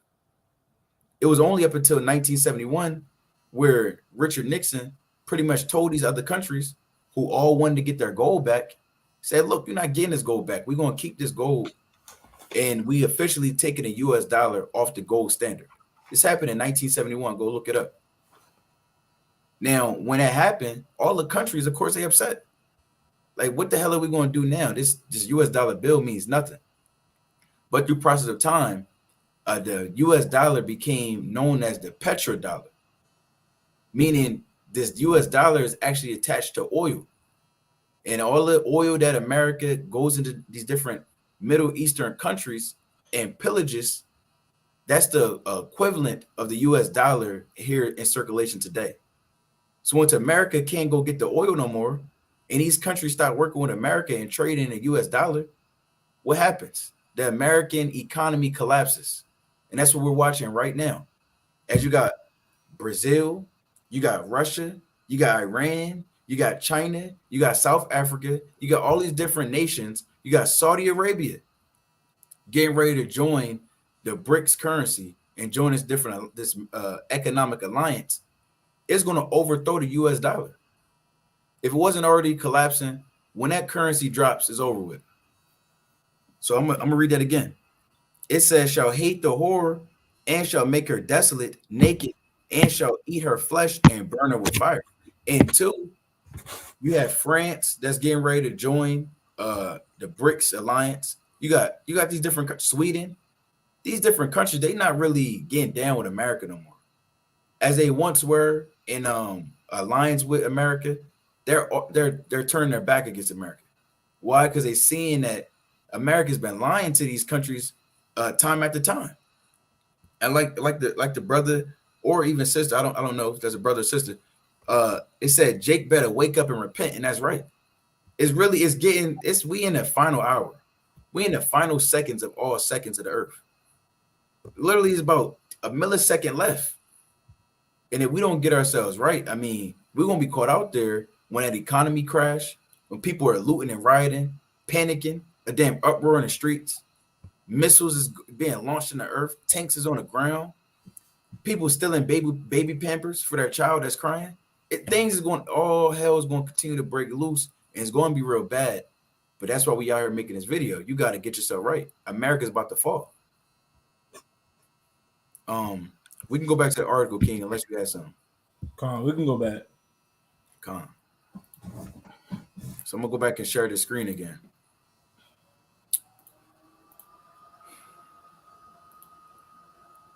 Oh yeah, I wanted to pull this up too, real quick. So it says 10 signs the U.S. economy may struggle in the next year, and this was actually dropped by the Business Insider, September 14th, 2023. Now don't look at these different things and think that America's in good hands. It's not. We know it's biblical prophecy. Actually, I want to get a few more precepts. Well, I'm gonna pull this article up, then I'm gonna get some precepts. But like I said, it's biblical prophecy, and you can see these different signs looming right now. So I'm not gonna go to all 10, but I'm gonna just speed through it real quick. So number one, it says households running out of excess savings.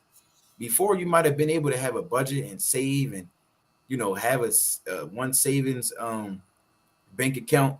Now all your money in your damn checking account. I don't know the last time you could actually, I mean, it'd be wise to be able to do that if you have the means to do so, but it's really not time. We're not living in the times where we could just save. You're living in a time where you got to get this, and that, and prices is only going up. So this is one of those signs that's showing you that America is about to run out of money. So I'm not going to read this whole thing. You can check it out yourself. Number two, it says student loan payments are restarting. And I mean, I don't know about, I'm not going to necessarily disclose that, but I'll say to hell with the student loans. Right? If you have student loans, you want to pay it, that's on you, but this economy is crashing. Number three, it says delinquency rates rising for credit cards and auto loans. So you got a lot of people that have these credit cards, they ran them up. Auto loans, they ran them up. America is expecting you to pay these different bills, but yet they are in debt to China $32 trillion. And real quick point, Ken. You got it, King. Yeah. And I just had a debt collector call me because I had so-called violations with Easy Pass when I was running through when we was going over to Baltimore, right? I believe, or DC, and somehow they ran my Easy Pass all the way down to the bottom, and it went through it. And they have a rate that they'll pay if you go through that on their Easy Pass, and it was $100. and they call me and they say, "Hey, look, you got this on your account." I'm like, I didn't even know that because I never got information or the letter that you said that I had to get to say that I had that. And they just called me about a week ago and I had to pay it. But they sent a debt collector on me over something that happened maybe 2-3 months ago. And they called it real quick. They say, "Hey, look, we need our money." So they don't play about their debt like the brother's going into, yet they're in debt themselves. They want your money for your credit card. They say, "When are you gonna pay that debt back? When are you gonna pay the auto loan? When are you gonna pay the student loan?" But they're all in debt. But that's all I got now, King. Con. Yeah, that's they damn hitting your phone. And every time we see these debt collectors, it may say scam likely, or it may say such and such.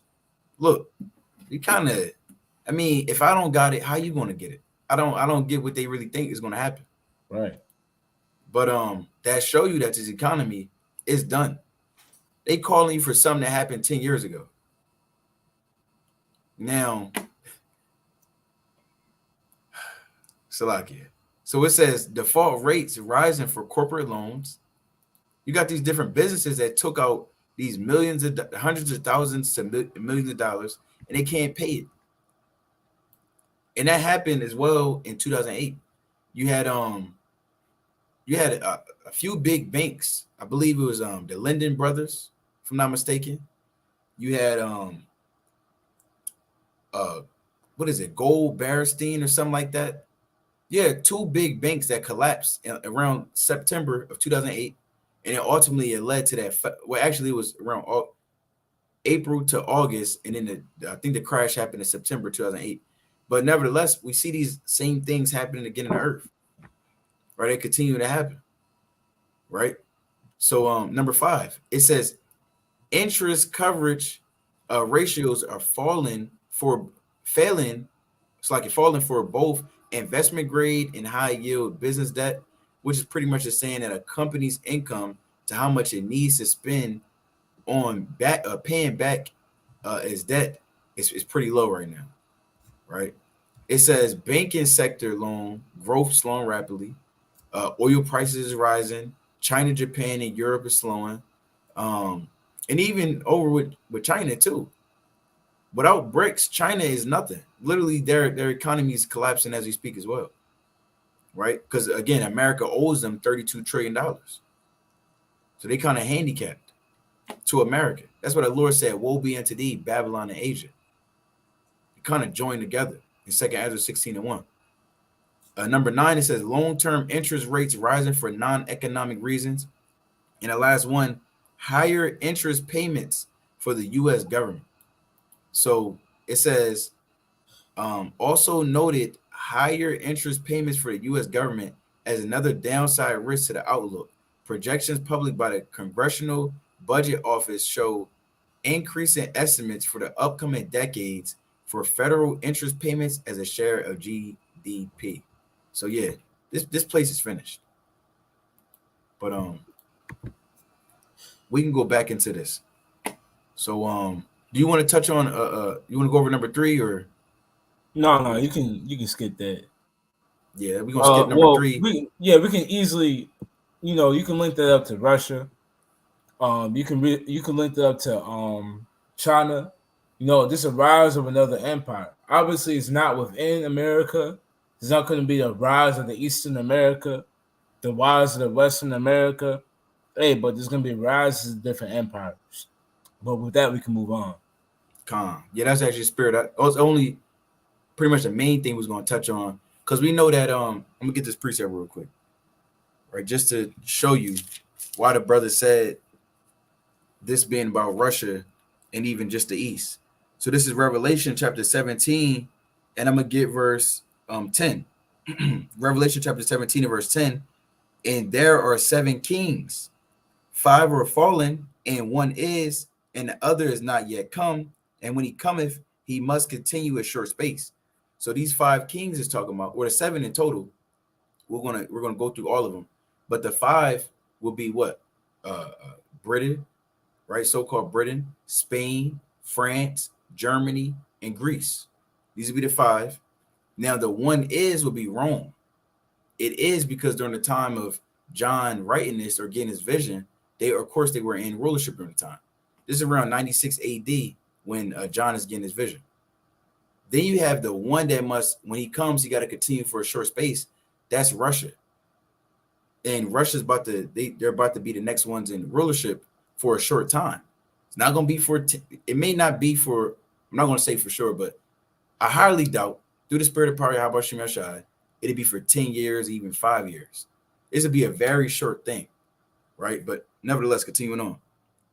It says, verse 11, and the beast that was and is not, even he is the 8th. This 8th is talking about America. It's going to tell you why. And is of the 7 and goeth into perdition. So that 8th beast is of those 7 beasts that's before them. Because again, all these different provinces, they go back under the Roman Empire. So what it says right here, the fall of the Western Empire or Western Rome is the equivalent of the Western Rome being America and an Eastern Rome being Russia today. And you have the rise of the Eastern Empire. That's Russia being built up and established right now. So both Russia and America was once under the Roman Empire, if you have ears to hear, then this would be the equivalent again of the West and the East.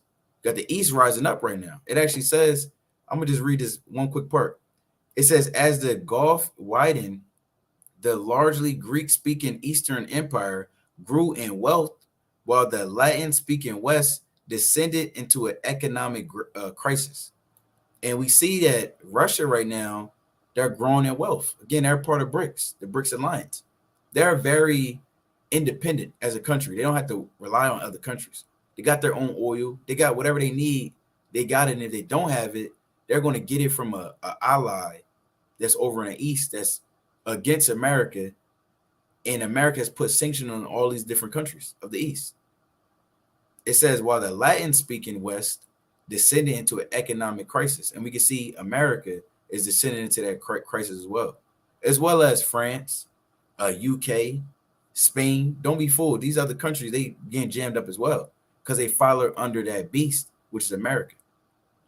But we can read number 4. So number 4, it says overexpansion and military overspending.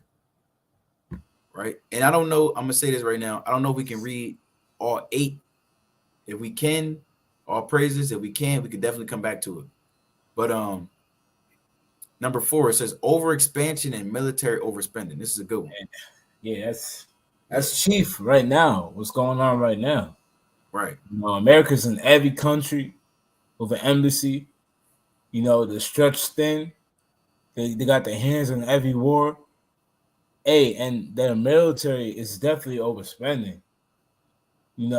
Hey, I forgot the true percentage, but we spend a very large percentage of what we spend for our government. A lot of it goes into the military. I don't know the exact number. We'll check it out for you. He going into it.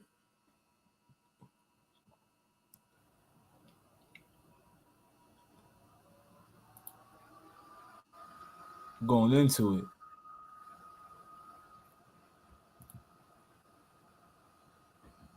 Well, it's not. Well, it's just saying right here, America has spent last year about $876 billion. That number is ridiculous.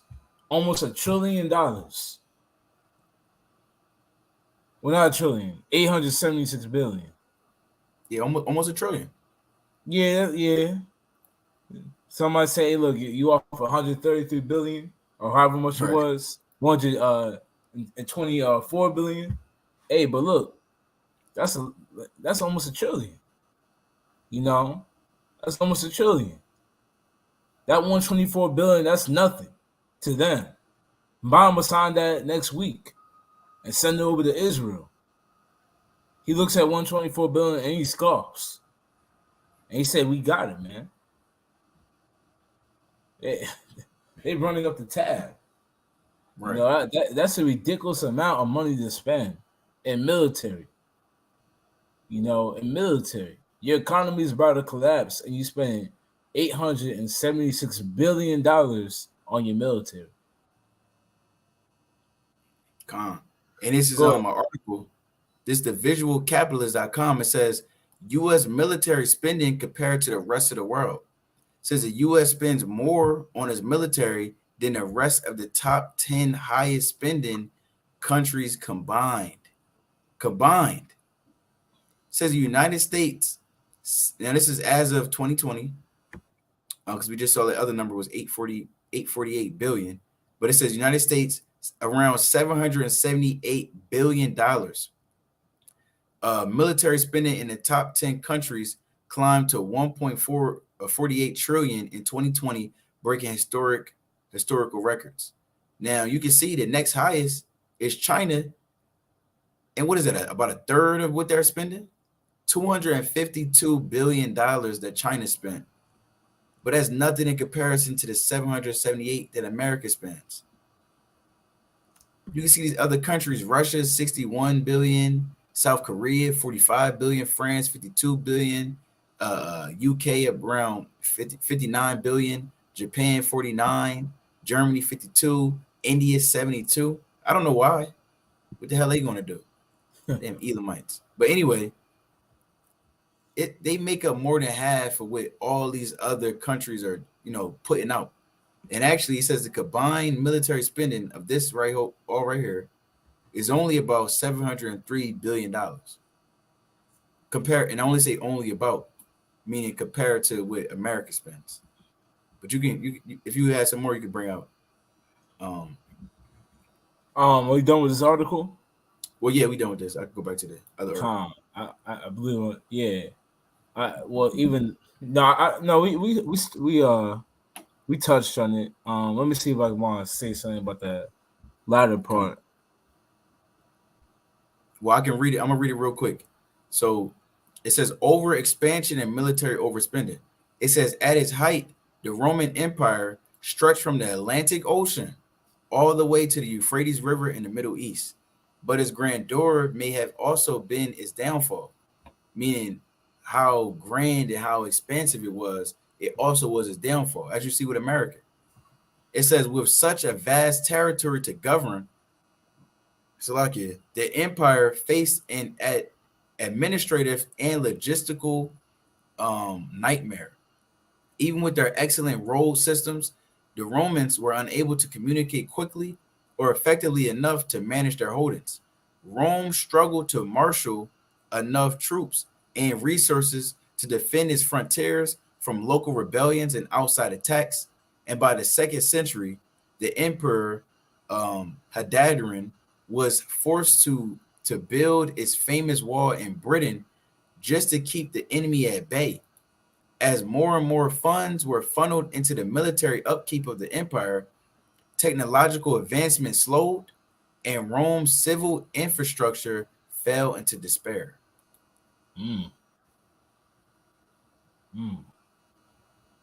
So you see, we can see these same things that's happening to America, right? It once was that city that was never touched, but now the Lord is allowing it to happen. It's literally crumbling and breaking down as we speak, just as Rome was, right? It's evident. And even in that point right there, it said they struggled to marshal enough troops. And that's going to come to pass in World War III. They're going to have to call a draft. Back in the day, Americans, the average American, they wanted to fight for America. They were willing to, they were running to the recruiters. You had men lying about their age. They were saying, I'm 19, and they were really 16 back in World War I, World War II. These Edomites were ready to get down, but now, you can't find enough troops. They're gonna have to call a draft. Now everyone's a homosexual. Everyone, they're not ready for war. Right. They're not ready to really get down. Hey, America's going to have to call a draft on these average Americans because there's not going to be enough people and not enough resources too. That's gonna be a big play. You know, America, they're gonna run out of resources, and they're not gonna be able to defend and be the military power that they once was, because that's what they're gonna try to force it to be. But they're gonna find themselves to be quickly outmatched. Well, that's all I have on that, Ken. Con, I got a precept. This is the book of Jeremiah, chapter 50.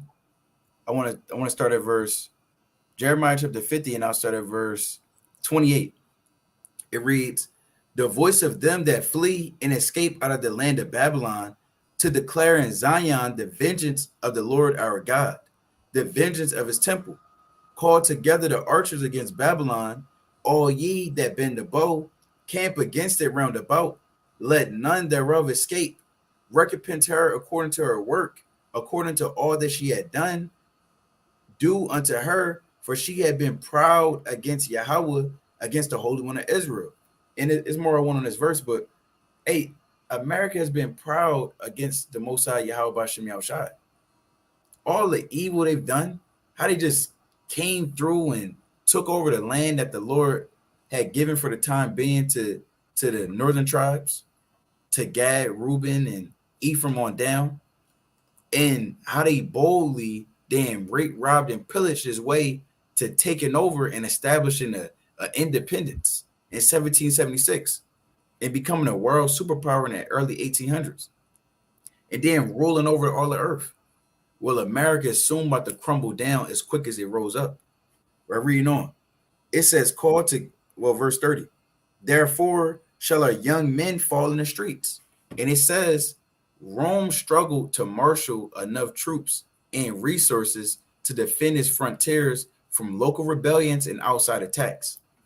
So we're reading, the Lord is saying the same exact thing is going to happen to America.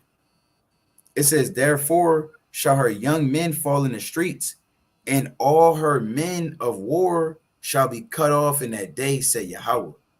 Behold, I am against thee, O thou most proud, saith Yahweh of hosts, for thy day is come, the time that I will visit thee." And the Lord, when he says something, he's going to make good of his promise. He's not a man that he shall lie. The Lord doesn't turn. The Lord isn't two-faced. Right? I'm going to get this precept real quick. Right? Because someone can say, oh, that was just in the Old Testament. No, that's not just in the Old Testament. Right? I'm going to get this real quick in James. This is the book of James, chapter 1, and I believe I want, what is that precept? Give me 1 second while I find this. Right? Where it says there's no variableness with the Most High. Most High willing, I'm gonna have to come back to this precept. Hey, King, you might find that real quick, Baba Kashai? Calm. Actually, I found it. Slack it. I found it. This is the book of James, chapter 1 and verse 17. It says, "Every good gift and every perfect gift is from above and cometh down from the Father of lights." Right? Talking about the Most High. It says, "With whom is no variableness, neither shadow of turning." So the Lord doesn't change. That's what it means, there's no variableness. Back in high school, we used to do algebra. X equals whatever that damn equation was at the time. But the Lord, he's not a variable. You can't X equals this and he's Y. And no, it's always Yahweh. Literally what his name means. He is, he exists. So the Most High, he's the same as he was yesterday, as he is today, as he is forever. Same with Yahushua. He's the same as he was yesterday, as he is today, as he will be forever. So back to the book of Jeremiah. One more precept. This Jeremiah chapter 51, and I'm going to start at verse 29. I start at 28. It says, "Prepare against her the nations with the kings of the Medes." In the modern day Medes, the modern day Medo-Persian Empire would be Russia. As the Medo-Persian Empire was the empire that overthrown the Babylonian Empire, the same thing is going to take place with America being overthrown by Russia. Read on. It says, "The captains thereof and all the rulers thereof and all the land of his dominion. And the land shall tremble and sorrow, for every purpose of the Lord shall be performed against Babylon, to make the land of Babylon a desolation without an inhabitant. The mighty men of Babylon have forborne to fight. So they're not going to want to fight anymore. As we just read, it says Rome struggled to marshal enough troops. The Lord says the mighty men of Babylon have forborne to fight. They have remained in their holds. Their might had failed. They became as women. They have burned her dwelling places. Her bars are broken. So they're going to become as women. And you literally have sodomites right now as we speak. They're running the damn military. They're the generals now. They're the damn captains. How you going to take orders and commands by a man that's getting damn bent over by another man? Come on now. Makes no damn sense. How is this place is upside down and backwards? Goddamn fairies running the United States military. And you think you're going to go to war and beat Russia or China or any of these countries? You got it, King. Yeah. That's funny. We can move on. You know. Come. Yeah. Come. Do you want to go into the what time we kind of approaching? Well, it's all the will of the Most High. We can get a couple more. I say we go into 5. We can skip 6. Okay, come. All right, let's go into 5. So number 5, it says the government corruption and political instability. It says, and I'm gonna just read it straight through, and then you can stop me after that. It says, if Rome's sheer size made it difficult to govern, ineffective and inconsistent leadership only served to magnify the problem. And real quick, Slocky, was you gonna read it straight through? No, you got it, King. Yeah, real quick. You see that going on right now. Inconsistent leadership. We see that with Joe Biden. We see that with Barack Obama. With the presidents that have been running America. It's been inconsistent. They've been making bad decisions over the years. They've been making bad decisions that haven't been helping America. That haven't been helping America become the superpower it wants to be. Hey, they're making everything that should make it better. They're making the opposite the decision. There's been inconsistent leadership. That ties into the precept that I brought out in Isaiah 19. But that's all. You can continue on, Ken. Khan, that's right. It says, being the Roman emperor had always been a particularly dangerous job. But during the tumultuous 2nd and 3rd centuries, it nearly became a death sentence. Civil war, and we know throughout America's time, you had different men that was assassinated. You had JFK. How you let your president get assassinated? And truth be told, it was an inside job. Right. A damn inside job. They try to, supposedly, there's people trying to get Biden out of there. They're impeaching their presidents, and these things, they're not going to happen in the kingdom of heaven. You're not going to impeach Peter and take him off the 12 this throne or the 12 thrones. You're not going to take down Yahushua. You understand? Those things are not going to happen. Right. You're not going to say, look, David, you haven't been doing a good job. Look, we're going to get you out of office. And now everyone's making a damn petition, and then you put your ballot in there, and it goes through the machine, and it says that there's a next election in November. We don't have to worry about those things. See, America and Rome had to deal with these things because, as it says, it's inconsistent leadership. The Lord has sown that perverse spirit amongst Babylon, amongst Egypt, amongst Rome. Continuing on. It says civil war thrust the empire into chaos, and more than 20 men took the throne in a span of only 75 years, usually after the murder of their predecessor. It says, and real quick point, the brother was kind of touching on it. Hey, look, we might see that not through murder, but through impeachment. Over the course of a couple of years, we might see men just being impeached left and right off of the throne of the United States. Not the throne, but the chief seat of the United States. You might see Biden get impeached. Trump, he's out of there after 2 years. And they just have constant men coming in there trying to get a hold of the situation, you know. But brother, you got that website you got pulled up. That's all I have. Just real quick. This is CNN. So it shows that there's impeachment inquiries right now as we speak on Biden. And that was November 6th. This article that I just saw about 9 hours ago. So you got the speaker, I think his name is Jim Johnson. He's a new speaker of the House of Democrats, or House of the House, right? Whatever it is.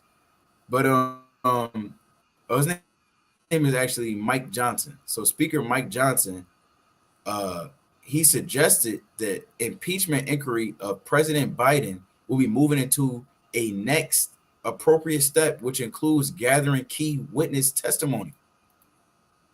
So just about 8 hours ago, they're trying to impeach Biden. Like to the brother's point, we may see more and more of this. They try to impeach Trump.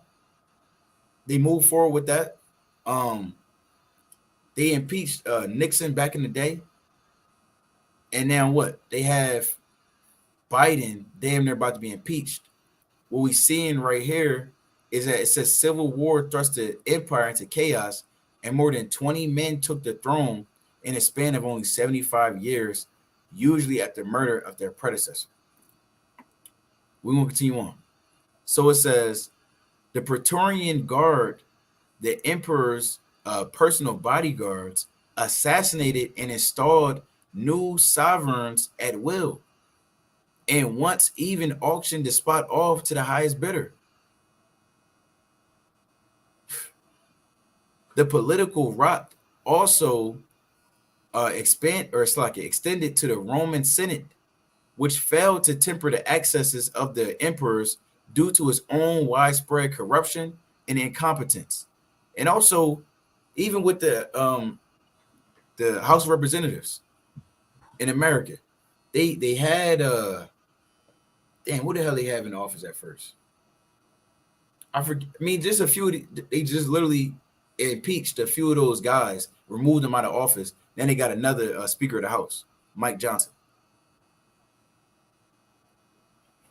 So again, the same thing happened in Rome is happening over here as well.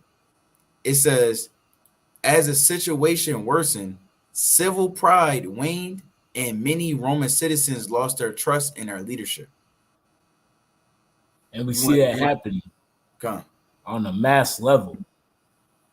You know, you got American citizens, they're losing trust in their leadership.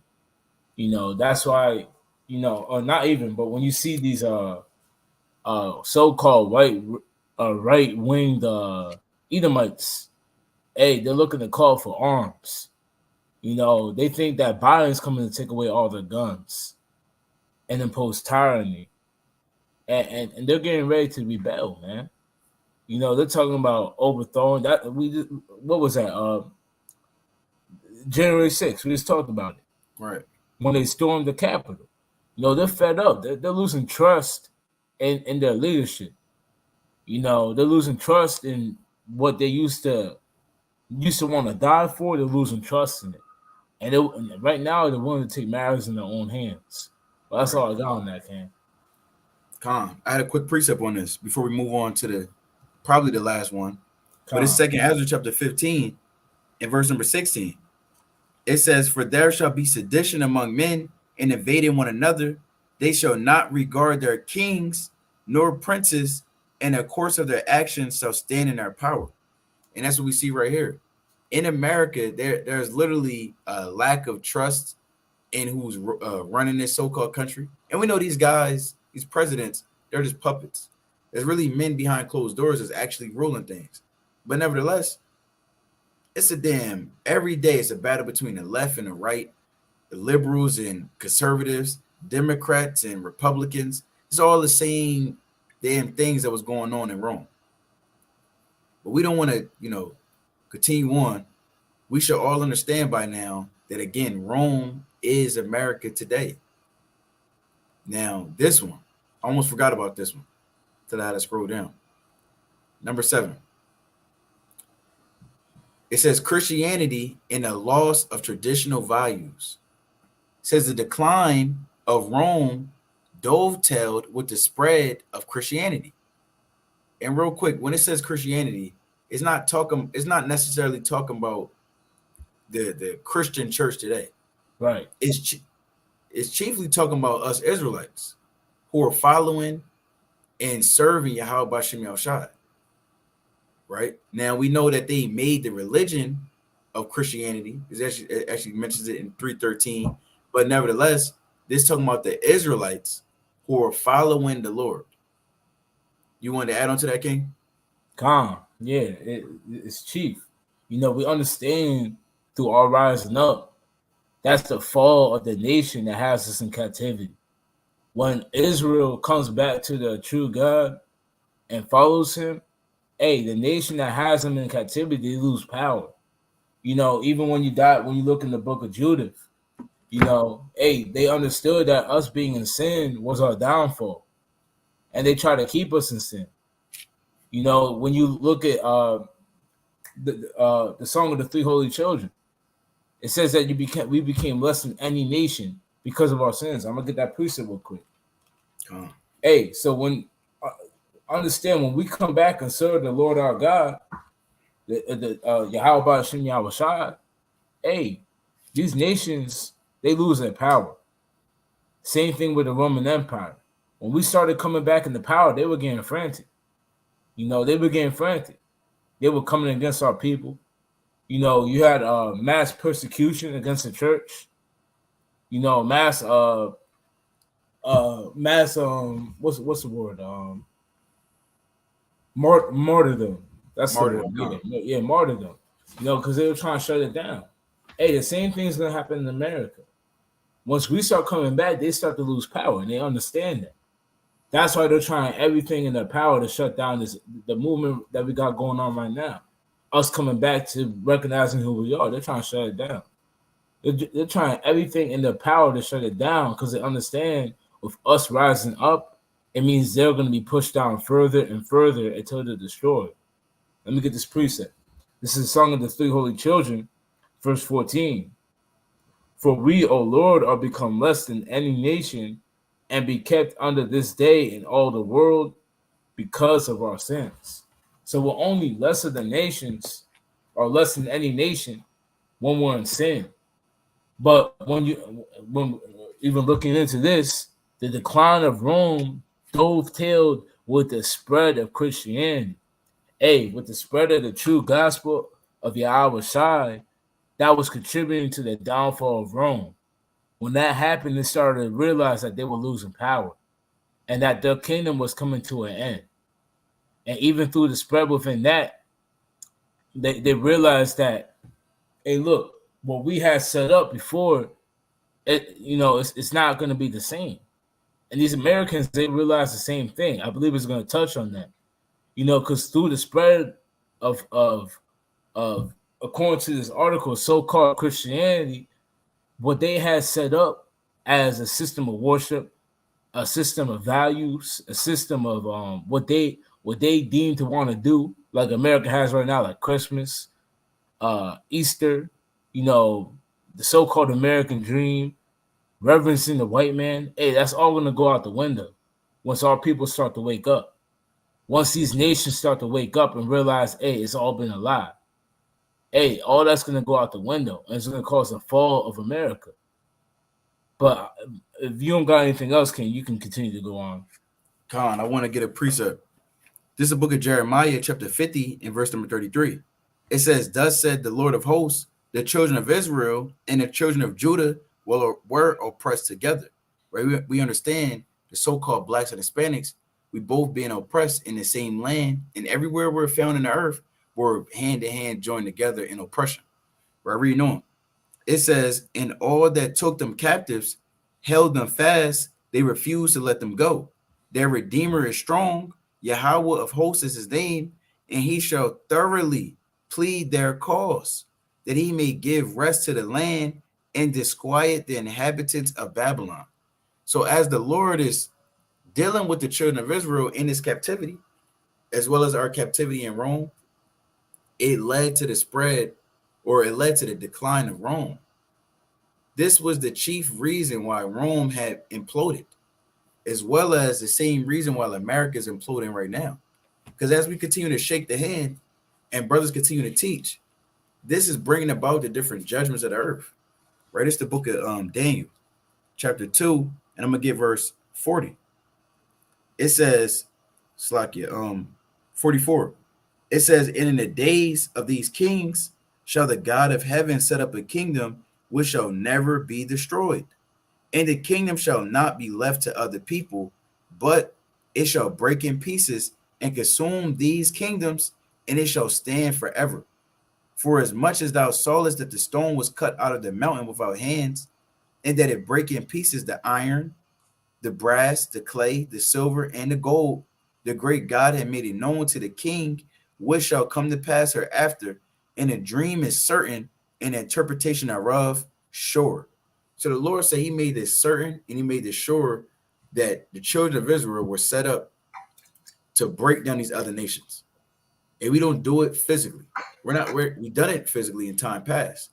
We had mighty forefathers like Joshua, David, Judas Maccabees, different forefathers who went to war and fought violently. But right now, we fighting a different fight. This one is a spiritual one. This one is where we're using the wisdom of understanding of Yahweh Shem Yashai and teaching this word, and it's shaking the kingdoms as we see right now today. Right? The Lord said in Revelation, the 7th chapter, to hold the hurt, not the earth, until the elect is sealed, paraphrasing. And that's why it's not a massive collapse just yet until the elect is sealed. Once the elect is sealed, then America's going to fall. Then the other nations are going to continue to go to war, World War III. Then missiles are going to continue to drop. And nukes going to start to unfold in the earth. But that's all first once the elect is sealed. I'm going to get this last one real quick. Right? Real quick. This is the book of Acts, chapter 1, and I'm going to get verse 6. It says, when they therefore were come together, they asked of him, saying, Lord, wilt thou at this time restore again the kingdom to Israel? Right? So the Lord, the apostles asked the Lord, are you going to give the kingdom back to us yet, or right now? Is it our time yet? Can we get back in rulership? Is that what you come to do right now? Let's see what the Lord said. Verse 7. And he said unto them, it is not for you to know the times or the seasons which the Father had put in his own power, but ye shall receive power after that the Holy Spirit is come upon you, and ye shall be witnesses unto me, both in Jerusalem and in all Judea and in Samaria and into the utmost part of the earth. Because this word is going out in the utmost part of the earth. And as this is going all across Babylon, and as it's going all across the earth, and the elect is being sealed, and the Israelites are waking up, the other nations are crumbling before our eyes. Right? But we're going to continue on.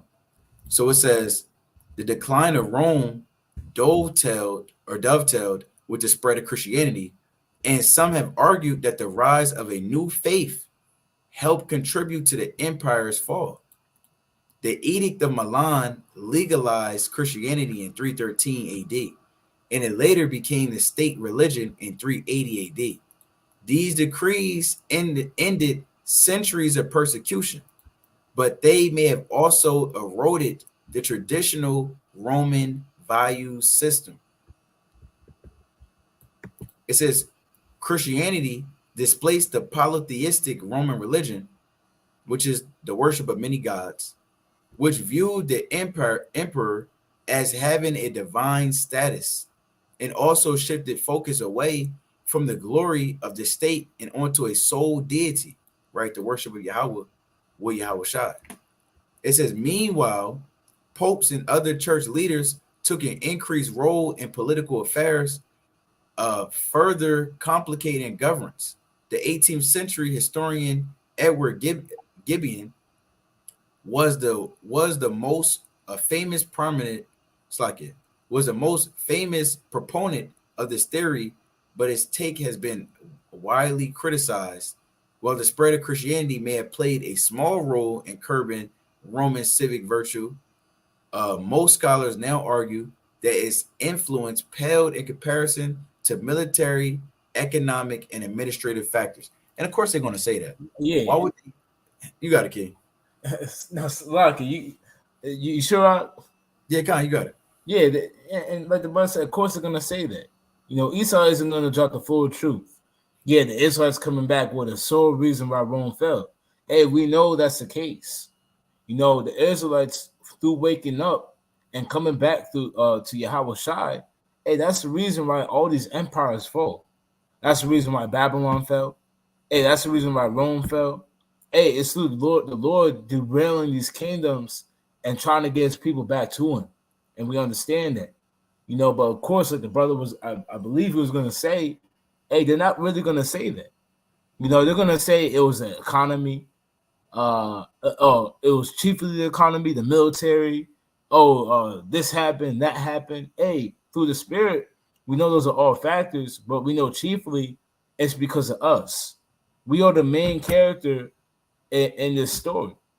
And it all comes down to us serving the Lord, coming back to him, and us, you know, actually moving as a people and not sinning. You know, we understand that. But brother, you got it. Con. And yeah, that's exactly what I was going to say, because why would they come out and say that, you know, we're the cause of their empire falling? They want to keep that reserved and keep it behind closed doors. But we know with the precepts, right? I'm going to get a quick precept. This is the book of Acts, right? The book of Acts, chapter 16, and I'm going to start at verse 20.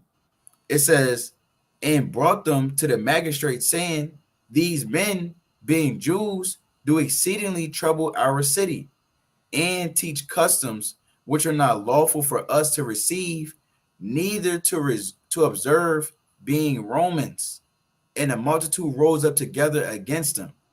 And the magistrates rent off their clothes and commanded to beat them. So the point being that they said, look, y'all teaching what y'all teaching is causing too much confusion. It's causing too much of an uproar. It's too much of a stir. It's too much of the Roman traditional values is being overthrown. And now y'all replacing all the different gods we used to worship and saying that there's really just one God. And brothers, we go out there every single week and say the exact same thing.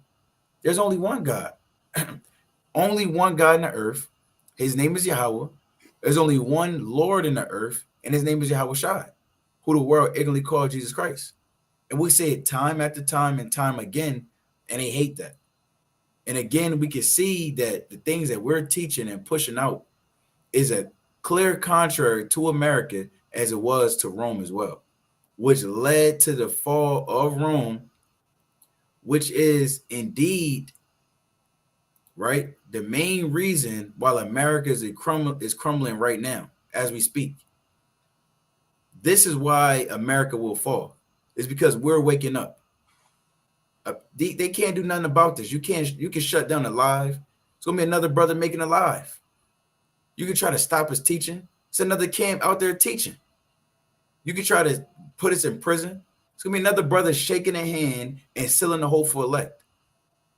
They hate this. It's like when you turn on the damn light and then all the damn roaches scatter. Look, you can't stop it. The next day you're gonna come back, turn the light on, the roaches there again. The next day, till the damn exterminator come. But guess what? Ain't no one gonna exterminate the Hebrew Israelites. We're here forever, as Yahweh B'Shem Yahushua will be here forever. Do you have anything you want to bring out, King, before we close out? I can get a closing precept. Calm. It's Second Ezra chapter 7. I'm gonna start with verse 43. It says,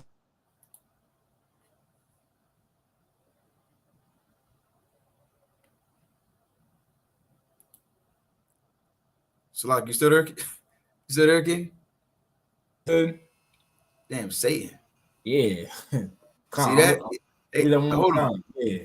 Real quick. See, he heard what that's how you know they watching us.